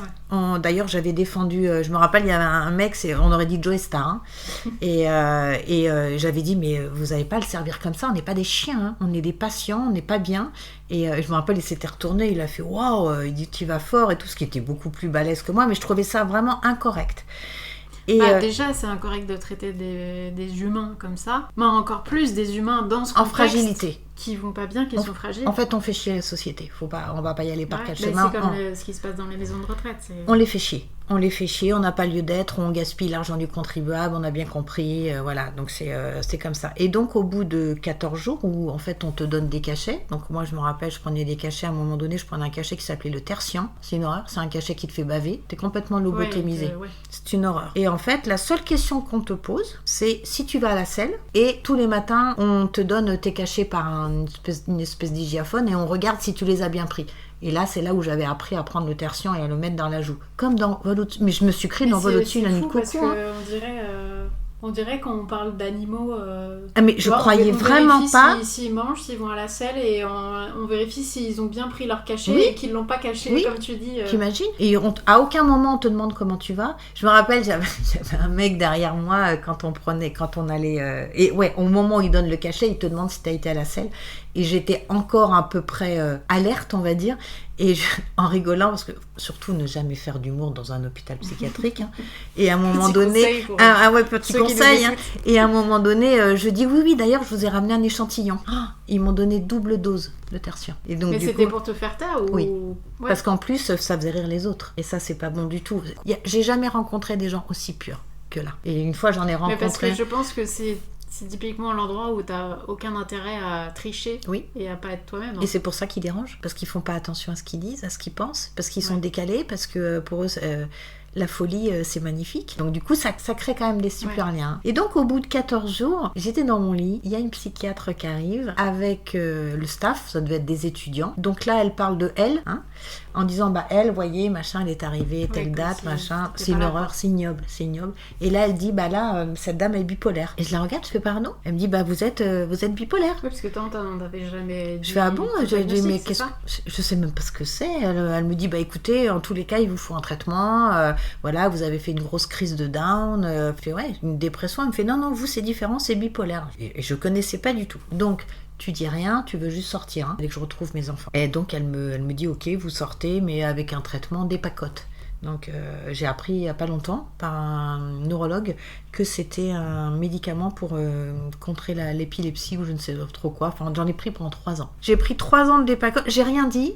En fait, parce qu'il fallait que je retrouve le chemin de la vraie vie. Oui, tu voulais juste sortir. Il fallait que je sorte, il fallait que je reprenne un boulot, que je paye ma maison, je suis en maison HLM, que je nourrisse mes enfants. Enfin, il fallait que je reprenne le train en marche. Même si ce train, c'est de la merde, il fallait que je le fasse, j'avais pas le choix en fait. Donc j'ai pris la dépacote qui m'a stoppé mes règles. Je me suis dit, génial, on va prendre le bon côté des choses. Je me dis, super, ça c'est le côté super fun. Et donc j'ai été suivie par une psychiatre en ville. On m'avait quand même donné les coordonnées de la psychiatre. Entre-temps, je me renseignais sur la bipolarité, j'ai lu des bouquins de Delphine de Vigan, je suis allée à des conférences, j'ai regardé des émissions et je me suis dit, mais je suis pas bipolaire, c'est pas possible. Au bout de 3 ans quand même, facile. Je rappelle... 3 ans où tu penses que tu es bipolaire en fait. Oui, je pense que je suis bipolaire. J'ai une ALD d'ailleurs, une affection longue durée. J'ai ma dépacote. Je suis suivie par un psy. Je retrouve un boulot, quand même.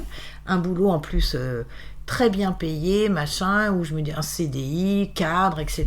Où évidemment, au bout d'un moment, ça va pas. Je suis complètement submergée. Je refais un burn-out parce que j'en avais déjà fait un avant mon hospitalisation. Et là, je refais un burn-out carabiné. Et en fait, je vois bien que ça va pas mieux, il y a quelque chose qui va pas, j'arrive pas à gérer, j'arrive pas à dire non. J'étais tellement flattée qu'on m'offre un travail bien payé, pas très loin de chez moi, que je disais oui, et puis comme on te dit, comme tu fais bien la vaisselle, on va te rajouter, c'est le faux compliment en fait.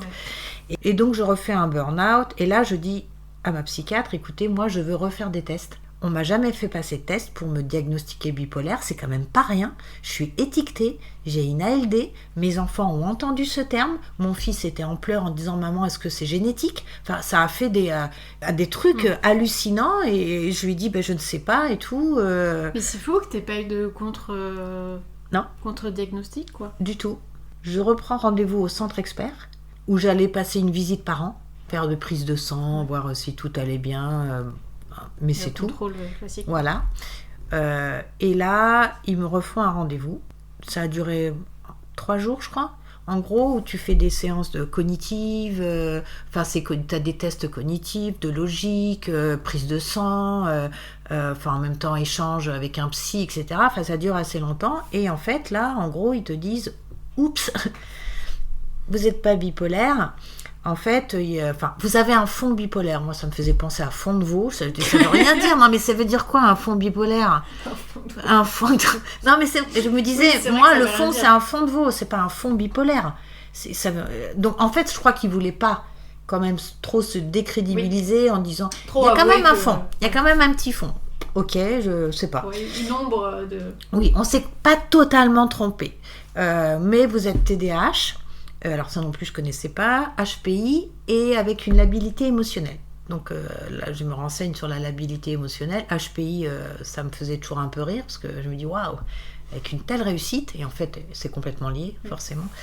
Et l'hypersensibilité et la labilité émotionnelle, en fait on a des personnes qui vont être hypersensibles, qui sentent arriver l'émotion parce qu'il s'est passé quelque chose et qui vont avoir du mal à la gérer. Moi, la labilité émotionnelle, je ne sais pas pourquoi elle arrive. Et elle arrive n'importe quand. D'accord. Et ça, c'est horrible. En fait, c'était horrible. Ça se déclenche comment pour qu'on puisse... par exemple, des crises de pleurs d'un coup, des choses comme ça. C'est ça. Tout d'un coup, il y a une émotion, un sentiment de tristesse qui m'envahit et je ne sais pas pourquoi. D'accord. Je ne sais pas pourquoi. Et ça me fait beaucoup, beaucoup, beaucoup pleurer. Et alors maintenant, j'ai hyper canalisé ça. J'ai eu des outils, j'ai acheté des bouquins, j'ai beaucoup échangé. Je ne suis pas bipolaire. Ça a été important. Mais malgré tout, mes enfants, malgré le fait que je n'ai plus jamais eu une crise d'impulsivité, et ce qui est le plus compliqué, c'est de voir dans les yeux de tes enfants qu'ils ne le voient pas. T'imagines à quel point un diagnostic, un faux diagnostic, ça peut bousiller toutes les relations familiales. Ouais. Oui, parce que bipolaire, c'est comme schizophrène, c'est des... Et puis ça fait peur, hein. C'est des choses qui font peur, quoi. Ça fait peur, hein. Et puis en plus, ça fait peur et en plus, il y a une méconnaissance de la bipolarité. Oui. Donc dès que tu changes d'avis... Parce que la bipolarité qu'on voit, c'est dans les films. Oui. Et en général, c'est des gens qui sont pas bienveillants, qui ont cette maladie. Exactement. Donc du coup, en fait, tu vas l'associer tout de suite à du négatif. Oui. Et... parce qu'en effet, une bipolarité qui est mal gérée, elle est autodestructrice de toutes les façons, hein, parce que tu te mets autant en danger dans les ups que dans les downs, on est bien d'accord, mais pour les autres aussi. Donc du coup, c'est compliqué. Et de sortir d'un diagnostic, alors la comparaison, je ne suis pas sûre qu'elle soit très pertinente, mais en tous les cas, c'est comme quelqu'un qui est inculpé à tort. Dès l'instant où s'instaure le doute, tu bousilles la vie de quelqu'un. Et c'est vrai que c'est compliqué. Alors maintenant, on en parle plus facilement, le TDAH. J'ai demandé à mes enfants s'ils voulaient lire les rapports qu'avait fait l'hôpital et ils ne veulent pas en prendre connaissance. Donc, En tout cas, je leur ai dit que c'était... voilà, ils pouvaient le lire quand ils voulaient. Le TDAH est moins pire. Je lui dis, vous savez, c'est pas quelque chose que je vais porter toute ma vie. Hein. Je dis que les choses soient claires. Hein. Je ne suis pas une étiquette. Hein. Voilà, je souffre. Je souffre de troubles de l'attention avec hyperactivité, etc. Mais bon, en même temps, très facile d'être TDAH dans une société pareille. On l'est tous. Hein. Mais je sais pas s'il y en a plus ou si c'est juste que maintenant c'est diagnostiqué. Je ne sais pas. On a cette tendance à dire, toi c'est ça, toi c'est ça, toi c'est ça. Ouais, c'est ça. Si ça peut t'aider à t'enrichir et à évoluer, ok. Par contre, si ça te cloisonne en disant, mais moi c'est pas ma faute, hein. Moi je suis TDAH, moi je suis machin, moi je suis bipolaire, c'est pas ma faute. Ça c'est pas possible. Oui, parce qu'il y en a aussi beaucoup qui ont une maladie ou maladie. Un syndrome ou quelque chose et qui vont utiliser ça pour se donner des excuses. Tout à fait. Et qui se cachent derrière, c'est devenu leur ami. En fait, ce que tu vois de la personne, c'est ce qu'elle décide de faire de sa vie. Décide de montrer, ouais. Et ça, c'est important. Et je ne jette pas la pierre aux personnes qui se cachent derrière une maladie parce que certainement que c'est très compliqué. Malheureusement, plus tu te caches derrière la maladie, plus la maladie prend le dessus. Ouais. Il faut bien se dire que on fait tout ce qu'on peut avec ce qu'on a. Se le dire tous les jours. On a vécu une journée de merde, et c'est pas grave. Le soir, moi, quand j'ai l'impression que la journée, moi, je dis waouh, ça a été long aujourd'hui. Et je me dis j'ai fait ce que j'ai pu avec ce que j'avais aujourd'hui.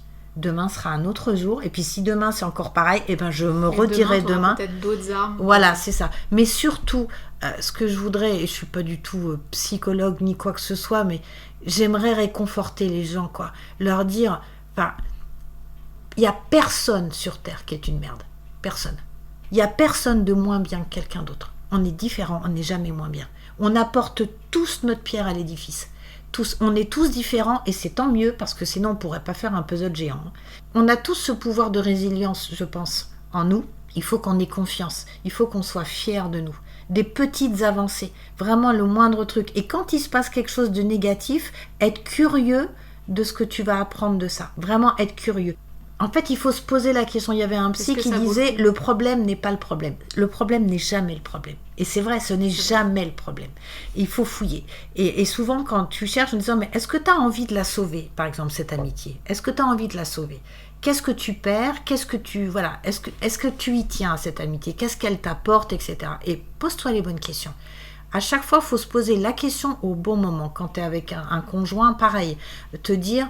Est-ce que je suis à ma place ici ? Est-ce que je me sens bien ? Tout le temps avoir ce réflexe de se poser la question sur le questionnement. Et puis, quand tu vois que tu n'arrives pas à dire écoute, je m'en vais, tu t'en vas.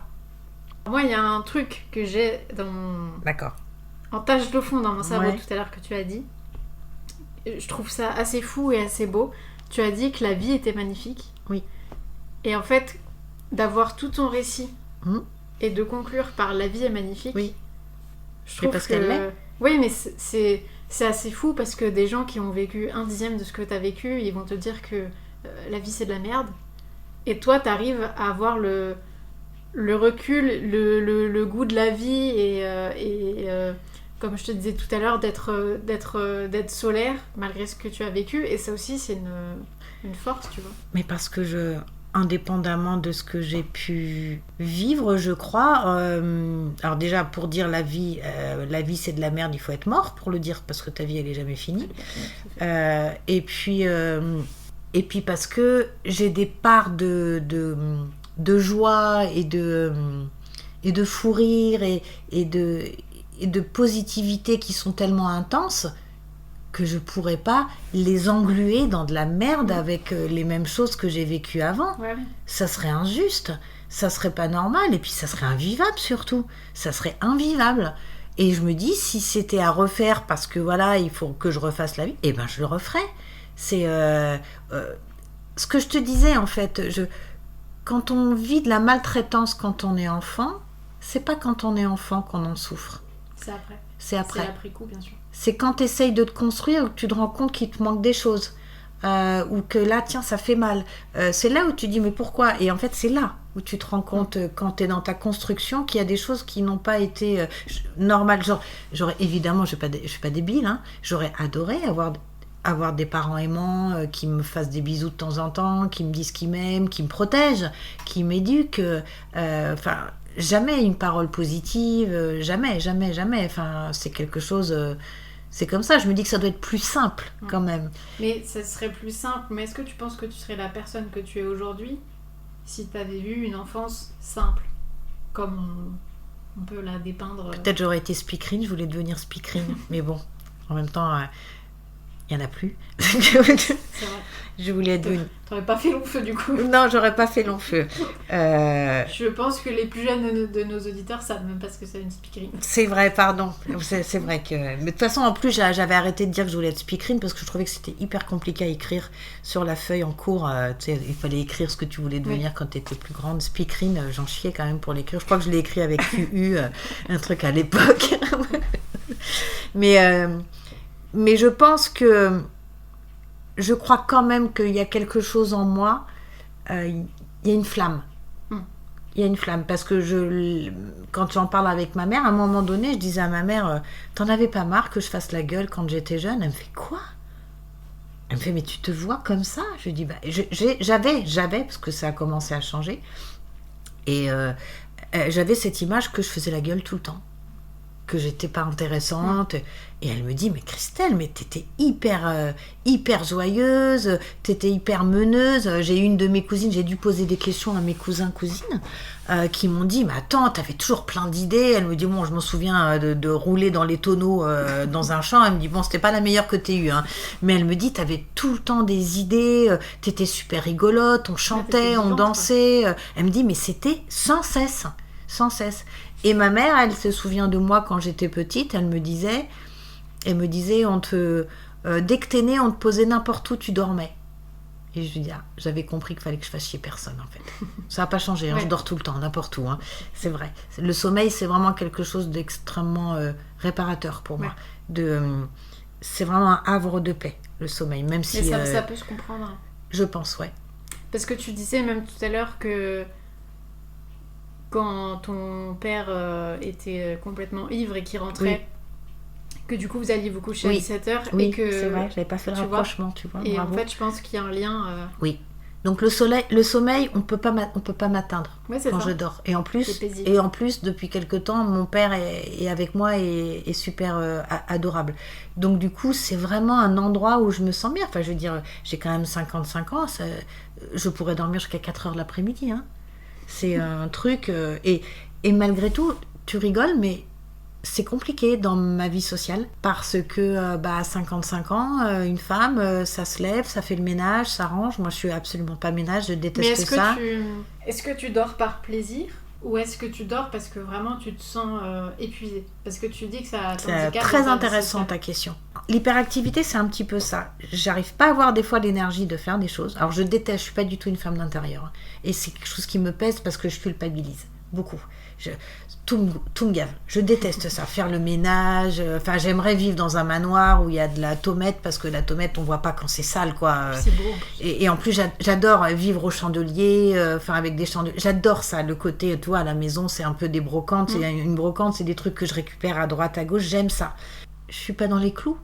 Je suis pas dans les clous d'une femme de mon âge. Ouais, oui, mais tu vois, ça me déstabilise quand même un petit peu parce que j'ai tout le temps parce qu'on prête toujours attention au regard des autres. Oui, et ça m'énerve.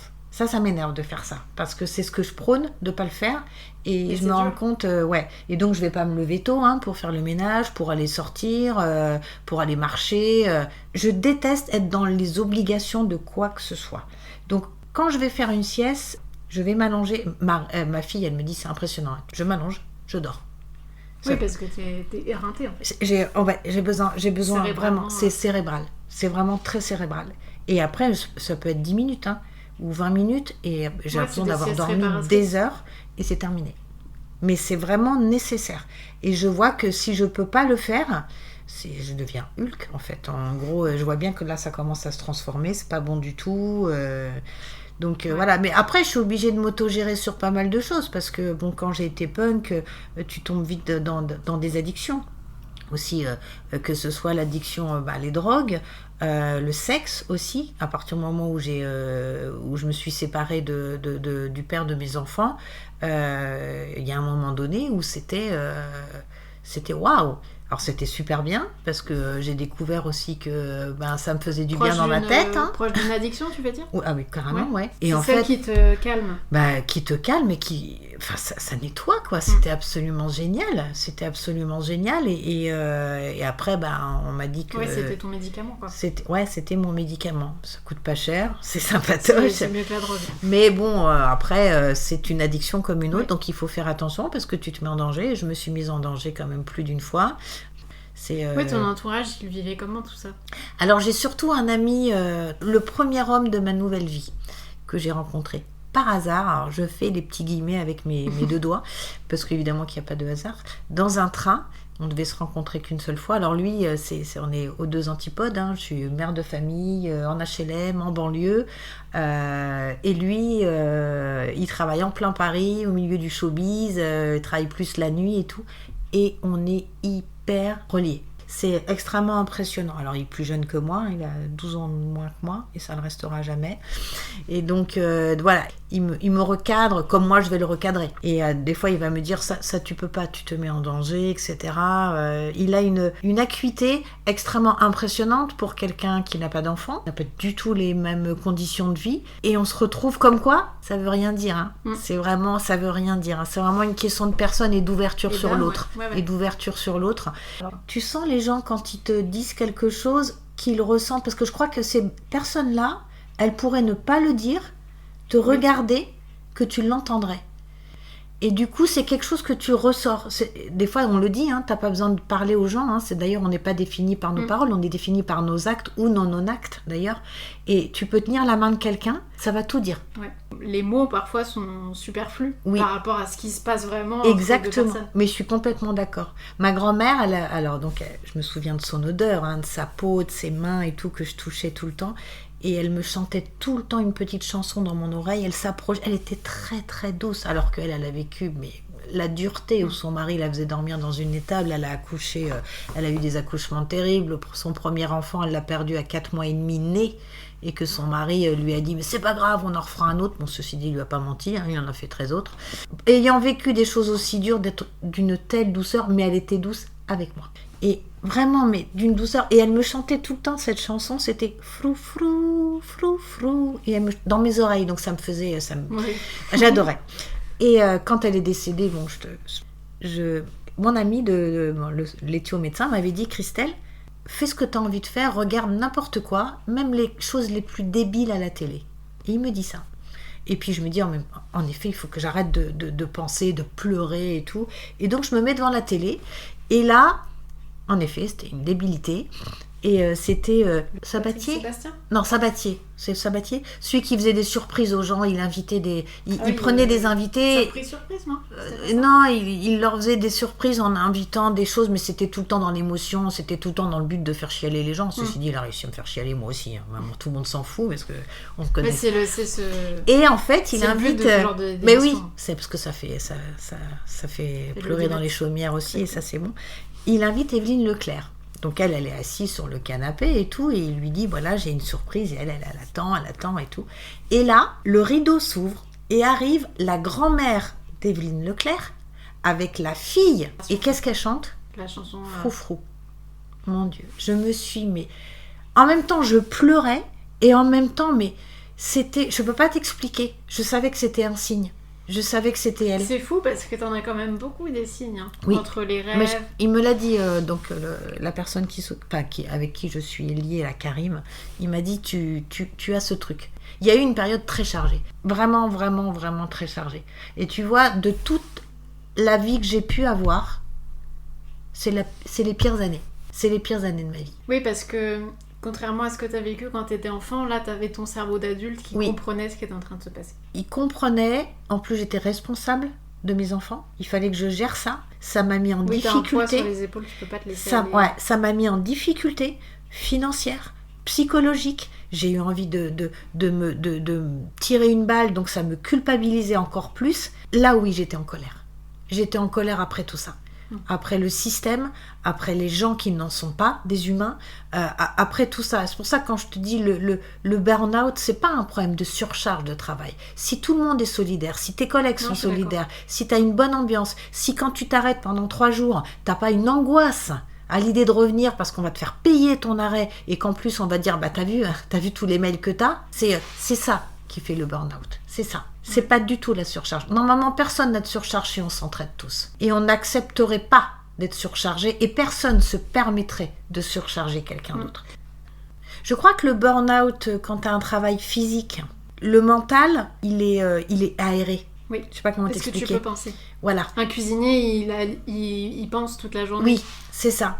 Et dès que tu as le côté neurologique qui est hyper sollicité, c'est infernal. Après, moi, je sais pas combien de temps je resterai dans ce travail parce que pour moi, c'est un travail, c'est pas un métier. Pour moi, dans la vie, il y a 2 catégories de personnes. Il y a les personnes qui ont un métier et les personnes qui ont un travail. L'avantage, moi, d'avoir un travail, c'est que je suis extrêmement polyvalente. Donc, je pourrais rebondir, apprendre n'importe quoi. Je suis curieuse de tout. Je travaillais même dans une porcherie quand j'étais jeune et j'ai adoré ça. Et donc, du coup, tout m'intéresse. J'apprends vraiment super vite. À l'école, j'étais excellente à l'oral, etc. Ou quand j'ai le temps de faire j'étais excellente. Et des fois, je me dis, mais pourquoi ça me saoule, quoi. Là, au moins, tu vois, la question que tu posais tout à l'heure, si tu avais eu une autre enfance, est-ce que tu crois que ça aurait changé là-dessus, ça t'aurait facilité. Ouais, quand même, ça m'aurait facilité. J'aurais aimé quand même pouvoir faire des choses, pouvoir oser en tous les cas. Oser les faire. Et là, j'ose rien. Et voilà, je me satisfais du strict minimum tellement j'ai... Est-ce que tu penses que c'est une question de parcours ou une question de confiance ? Moi, je pense les deux. C'est le parcours qui fait que j'ai pas confiance en moi. J'ai définitivement pas confiance en moi. Je crois que j'ai passé énormément de temps dans un moment de mon parcours de vie à m'excuser d'être là, à essayer de faire en sorte de plus l'être d'ailleurs aussi. De t'effacer, ouais, de m'effacer, dormir aussi, pas mal, de m'évader, que ce soit dans la drogue et tout, et ça c'est un côté super facile. J'ai une espèce de double facette aussi. Souvent on va me dire tu vas nous faire rire, parce que oui, je sais que je fais rire, j'ai un humour un peu incisif, machin, j'aime bien et tout, mais en fait comme tout derrière chaque clown, je veux dire, moi je me suis très intéressée à la vie de Robin Williams parce que voilà, c'est quelqu'un que j'admirais profondément et qui m'émeut énormément, parce qu'on en reparle en ce moment. C'était un être complètement lumineux, quoi. Jim Carrey aussi. Jim Carrey, qui l'est encore d'ailleurs. Jim Carrey est invivable apparemment. Il est complètement éveillé. Oui, ils sont hyper éveillés, ces gens-là. Déprimé. Ouais. C'est en fait, on se demande ce qu'on fait là, en fait. On fait semblant. Je fais ce qu'il faut pour être dans les clous, voilà, mais c'est pas ça, quoi. J'aimerais être moi-même, mais tu sens bien que le regard est pesé sur toi. Puis alors après, quand tu as des enfants, qu'il faut que tu fasses face aux institutions. Oui, parce qu'après, tu n'es plus jugée juste en tant que femme, mais en tant que mère. Voilà, exactement, en tant que mère, c'est compliqué. Après, à différents stades de tes enfants, les âges, t'es pas la même mère. Quand ils étaient petits, c'était plus facile pour moi d'être mère. J'adorais apprendre d'eux, j'adorais les partages qu'on avait. Je suis fière de la maternité et de mon rôle de mère jusqu'à un certain âge, et après j'ai été paumée. Je savais plus quelles étaient... Oui, parce que les premières années de leur vie, fallait juste, entre guillemets, leur donner de l'amour. Être tuteur, juste là, mais qui se construisent tout seuls. Voilà, je leur avais bien dit, chacun à leur tour d'ailleurs, vous n'êtes pas obligés d'aimer votre frère, votre sœur. Ça a toujours été instinctif pour moi. Voilà, c'est comme ça, mais vous devez vous respecter et tout. Ils sont super drôles. Voilà, on a des crises de rire, ils sont super intéressants. Enfin voilà, je suis pas la plus objective, je suis la mère, mais bon, j'en suis quand même profondément convaincue.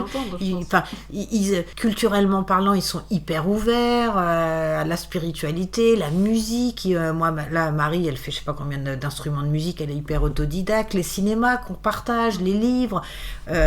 C'est cool. Franchement, c'est cool. Dès l'instant où ils ont commencé à être adolescents, peut-être que ça a fait remonter à moi, une période compliquée. Une sorte de transfert. Parce qu'il y a eu une période physique aussi chez moi qui a été très compliquée. C'est-à-dire que quand ma mère est arrivée en région parisienne, donc il y a eu un conseil de famille, donc toujours ces super conseils de famille, qui avaient quand même obligé ma mère à se marier avec mon père. Donc un autre conseil de famille avec les mêmes frères, un petit peu quand même. qui dit, bah voilà, parce qu'on est arrivé au mois de mai, donc moi j'étais en milieu de 4e, et là on dit, bah voilà, donc elle on va la mettre là, elle on va la mettre là, et donc ma mère choisissait pas, elle subissait. Elle a toujours un peu subi, ma mère. On décide de m'envoyer chez un oncle et une tante dans l'Aisne, parce que lui il est prof là-bas. Elle est infirmière, ils ont 3 filles, et que lui, il a réussi à m'avoir une place dans son établissement scolaire. Donc, alors bon, certes, je quitte mon nid, qui n'était pas des plus, on va dire, apaisants, on va bien dire, d'ailleurs, douillet, mais là, requitter ma mère, je sais pas si c'est très pertinent. Enfin, en tous les cas, je savais que ça me peinait un petit peu de plus être avec ma mère.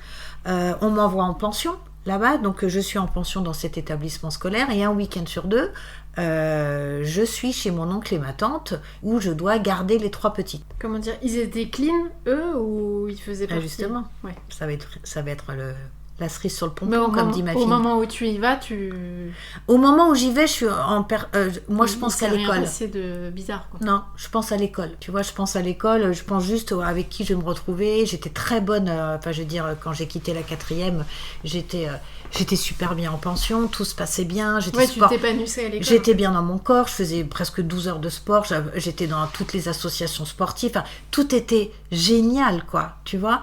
Et là, c'est le seul truc qui m'intéresse. Et en fait, j'arrive dans l'école où ça se passe plutôt pas mal, même si c'est un peu compliqué, parce que ben voilà, on est mélangé aux lycéens, donc voilà. Et là, j'arrive chez mon oncle et ma tante, la cata. Des gens complètement tarés, qui organisent des trucs chez eux pas très clean.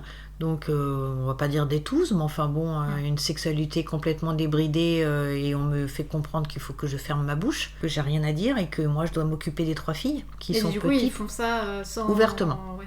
Ouvertement, voilà. Et je me suis dit, waouh, mais ça va jamais s'arrêter, quoi. C'est un truc de fou. Donc je m'occupe de mes 3 cousines, avec lesquelles je suis toujours en bon terme d'ailleurs, parce qu'elles aussi, de leur côté, elles ont vécu des choses. Oui, donc du coup, on en rigole maintenant. On se dit, waouh, c'est vrai que nous, Zola, c'est de la rigolade. Hein.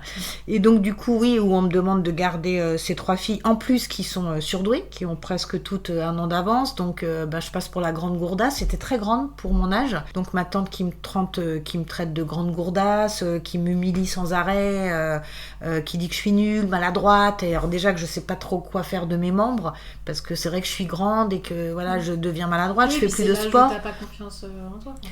Je fais plus de sport. Donc ma tante, comme c'est une nympho, elle a été reconnue nymphomane d'ailleurs, décide de me faire prendre la pilule, alors que je n'avais pas nécessairement besoin de la pilule. Elle demande même pas l'autorisation à ma mère. Elle me fait prendre la pilule. Je m'en souviens, c'était à Dépal. Mon corps... Mais c'était quoi ces motivations pour que tu la prennes ? Parce qu'en fait, je commençais à sortir dans le quartier et donc rencontrer des gens. Et elle s'est dit, bon, bah, si tout le monde est comme moi, ce soir, elle y passe. Donc du coup, une projection très très sévère quand même de la chose. Donc on va chez le gynéco, machin. Donc il me donne la pilule. Des effets secondaires, une horreur. Mes seins ont tellement grossi que je faisais du sang Donc tu fais plus de sport. Problème de dos. Tu fais plus de sport parce que physiquement c'est douloureux, t'es hyper mal. C'est énorme. T'es obligé d'aller dans des comment ça s'appelle, des merceries particulières où t'as à peu près 15 agrafes dans le dos. T'es obligé de prendre des bretelles hyper larges, sinon ça te rentre dans l'épaule. Une horreur. Tu ne fais vraiment plus du tout de sport. Moi qui étais hyper sportive, c'était très exutoire pour moi le sport. C'est ce qui m'empêchait de me faire du mal, c'est ce qui m'empêchait de tout plein de choses, quoi. De t'évader, ouais. Donc ça a été une catastrophe et donc ça a été le début de l'enfer. Vraiment le début de l'enfer. Où du coup j'ai fait 2 méningites, dont une psychosomatique. Ensuite j'ai connu un peu les joies de la gare du Nord, parce que quand je rentrais un week-end sur 2, alors moi qui rentrais de ma campagne profonde où quand on se cachait on allait dans les maïs, je me retrouve à la gare du Nord, prendre le train, par contre pas du tout peur non plus, vraiment comme si j'avais vécu à Paris toute ma vie, peur de rien, où là je commence à rencontrer des punks, et une me dira ça, j'aime bien, parce que j'aimais bien leur côté où ils faisaient peur. Et je me dis, mais ils doivent pas être emmerdés, personne doit aller les emmerder. Donc ça a commencé, ils sont libres, et je me dis, c'est quelque chose qui commençait à me parler sévèrement, quoi. Et puis ma mère, pas forcément protectrice non plus, elle avait et Dieu sait que je lui pardonne, elle avait les choses à gérer. Je pense que ça devait être très compliqué pour elle. Vraiment, et elle s'en est vraiment bien sortie. Je ne sais même pas trop comment elle a fait, parce que c'est pas ses frères et sœurs qui ont été vraiment là. Hein. Et donc, personne ne savait vraiment ce qui se passait. Je ne l'ai pas dit. Je pense qu'on a cet instinct de ne pas pouvoir mettre des mots sur ce qui se passe, mais de savoir qu'il ne faut pas le répéter. Oui. Je ne sais pas comment t'expliquer. Non, je comprends. Ma mère avait suffisamment de soucis. Ça va... J'allais pas faire du mal autour de toi si tu le répètes. Voilà, mais tu sais pas, à ce moment-là, je me suis pas intellectuellement dit Christelle, ce que tu vis, c'est pas bien, mais il faut pas que tu le dises. À aucun moment, mais je savais qu'il fallait pas que je le dise. Donc j'ai gardé ça pour moi, je vivais des trucs, c'était vraiment pas cool. J'ai eu un petit copain qui était beaucoup plus âgé que moi, hein, j'avais 14 ans, j'étais grande, formée, un peu plus que formée d'ailleurs, un peu trop d'ailleurs même. Donc j'ai eu un copain de 20 ans, un connard, on va pas se mentir, une horreur. J'ai appris que ma tante avait couché avec lui après, enfin bon, voilà, c'est... Je rentre pas dans les détails sur cette tare sexuelle dans ma famille, mais c'est abject. C'est abject. Les parents avec les enfants, les nièces avec les neveux, les beaux-frères. Waouh, c'est... Ça n'a aucun intérêt, je pense que tout le monde l'a compris. Oui, c'est ça. Enfin, le but, c'est pas de faire du sensationnel. Voilà. C'est juste pour expliquer que... Ça sert à rien d'entrer dans les détails. Voilà, c'est juste que je me retrouve encore dans une situation... Oui, tu quittes un... Et où tu finis par te dire, mais en fait, ça se trouve, c'est vraiment normal. Hein. C'est vraiment la vie, puisque... Oui, puis tu te dis que ça va jamais s'arrêter, en fait. Oui, ça va jamais s'arrêter. Et fin de 3e, donc là, j'ai quand même mon brevet, avec mention, parce que je bosse, parce que j'aime les études. Je sais qu'il y a une part de moi où j'excelle dans quelque chose, donc il faut quand même le maintenir un petit peu en éveil. Mais est-ce que c'est pas comme du coup l'accordéon quand t'étais plus jeune, ou même si t'aimes pas ça, t'es galvanisé par le fait d'y arriver, du coup ça te donne confiance et du coup tu fais encore mieux à chaque fois. Exactement, et puis en plus quand tu dis aux gens que t'étudies, t'es intouchable. Donc là, c'est bien. Mais j'étais tellement terrorisée par ma tante que je fasse chier ma mère pour me faire opérer. J'ai été opérée à 17 ans. J'étais en perte d'équilibre. C'était horrible. Je me rappelle quand je suis arrivée au lycée, donc elle était libérée. Voilà, c'est ça. Et c'est là où je me suis dit, mais la femme, elle est autonome, quoi. Elle peut vivre toute seule. Elle peut vivre avec quelqu'un si elle en a envie, mais elle n'a pas à avoir besoin de quelqu'un, quoi. Personne n'a besoin de personne. On a juste envie de vivre avec quelqu'un, mais pas besoin. Et ensuite, on est revenu... Donc on est allé dans le 92 et là, on m'a mis dans un lycée hyper riche, que des bourges, et là ça a été le début de la fin. Donc là j'ai commencé à devenir punk, donc je passais plus mon temps au hall, ou à jouer au baby-foot, ou à picoler, à essayer des drogues, etc. Et j'étais jamais en cours, et c'est vrai que ma mère elle a pas été là. Je me suis pas sentie protégée, je pense que plus d'une fois j'aurais pu franchement y laisser ma peau, je me suis pas sentie protégée. Et en même temps, je sais pas comment t'expliquer, la première fois que je suis revenue avec ma crête vraiment rouge, parce que bon, le punk, la punk gentille quand même, parce qu'elle revient à la maison, hein, à Fontenay-aux-Roses, et elle sonne à la porte, donc elle est c'est pas la punk, voilà, d'accord, c'est la punkette quand même. Hein. Et donc, je m'étais rasée, crête rouge et tout, et donc je sonne, et elle ouvre, elle fait « Oh, bah, je t'avais pas reconnue !» À la one again, quoi. Bah, très détachée, en fait, comme tout ce que tu me racontes depuis tout à l'heure. Elle est spectatrice de... C'est ça. Et en même temps, je me disais... De toutes les façons, qu'est-ce qu'elle aurait pu faire ? C'était hyper intelligent de me laisser faire et pas de... Parce que ça aurait créé une scission, je serais repartie au hall et je serais jamais revenue et peut-être j'aurais laissé ma peau, donc je trouvais que c'était hyper intelligent. De toutes les façons, elle n'avait pas les mots pour dialoguer avec moi. Oui, et puis même si c'est un peu extrême, on va dire, il faut que jeunesse se fasse, tu vois. Oui. Elle savait que c'était pas bien, mais il y avait aucune éducation. J'ai reçu aucune éducation en rien. Je me rappelle un soir, j'arrivais pas à dormir. Elle m'a dit va sur ma table, il y a des Lexomil. Je savais même pas ce que c'était. Quand j'ai vu la taille du Lexomil petit, je me suis dit je vais en prendre 3-4 parce que je me dis ça va jamais faire effet. Et donc j'ai été réveillée par un médecin qui m'a demandé pourquoi j'avais voulu mettre fin à mes jours. Et là, parce que prendre 4 Lexomil, et là j'ai dit mais non, je vous jure madame, quand dans la vie est un long fleuve tranquille, je vous jure madame, j'ai pas voulu me suicider.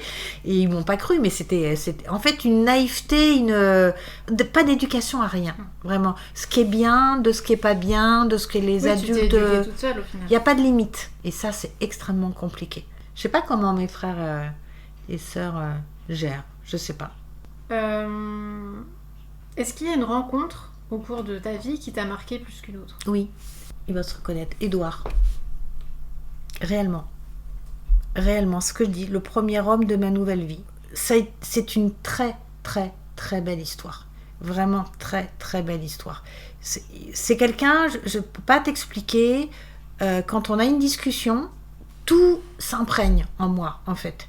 Tout s'imprègne de l'échange qu'on peut avoir. C'est vraiment une relation, mais tellement vraie, tellement agréable. C'est facile. C'est bizarre.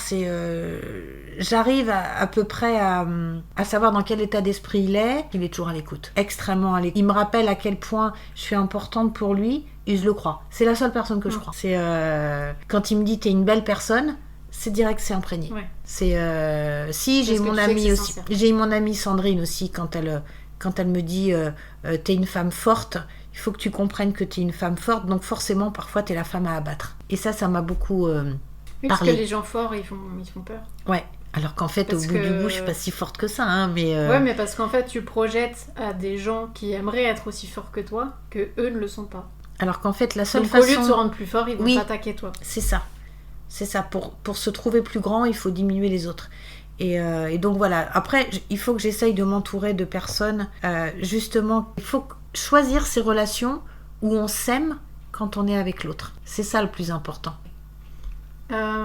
Est-ce qu'il y a des choses dont tu es fière dans tout ton parcours ? Si tu voulais qu'on se souvienne de toi pour quelque chose, tu voudrais que ce soit quoi ? Et tu penses que ce serait quoi ? Ma loyauté.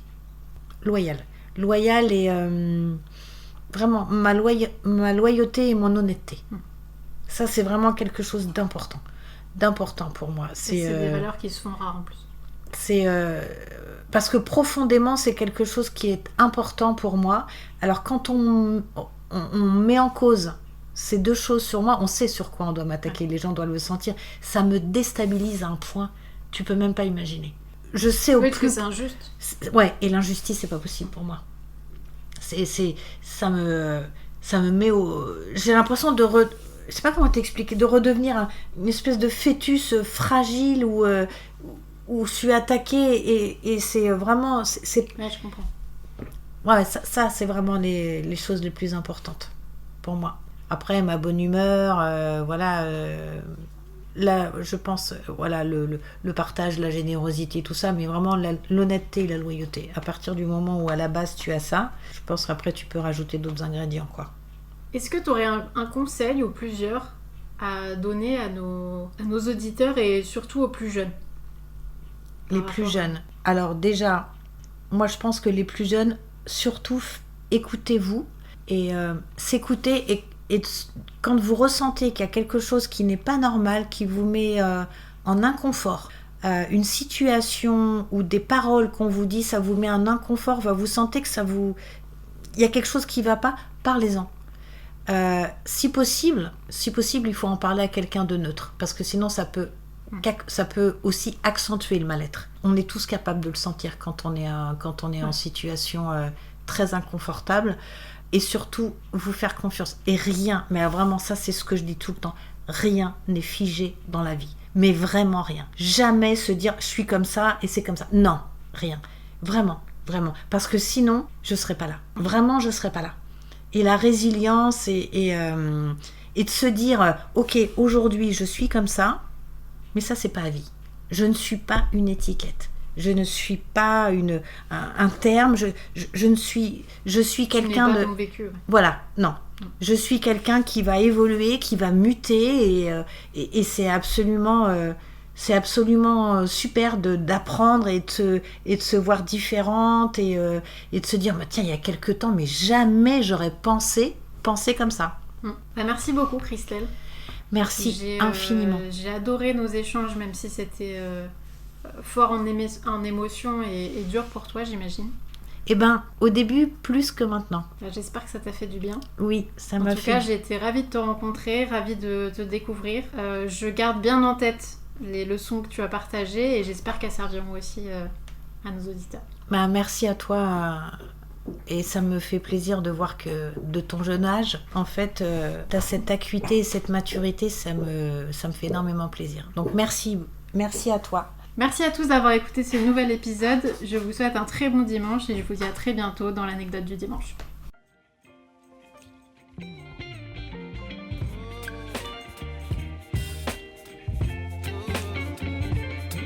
Si cet épisode t'a plu, je t'invite à mettre 5 étoiles et à laisser un commentaire. C'est super important pour le référencement et la pérennité du podcast.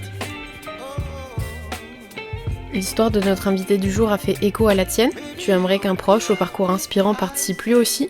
Écris-moi. Et enfin, pour suivre toute l'actualité du podcast, les coulisses de création ou me proposer de nouveaux invités, rejoins-nous sur Instagram, anecdote-podcast. Et en attendant le prochain épisode, je t'invite à toi aussi prendre le temps de discuter avec tes amis. Passe un bon dimanche.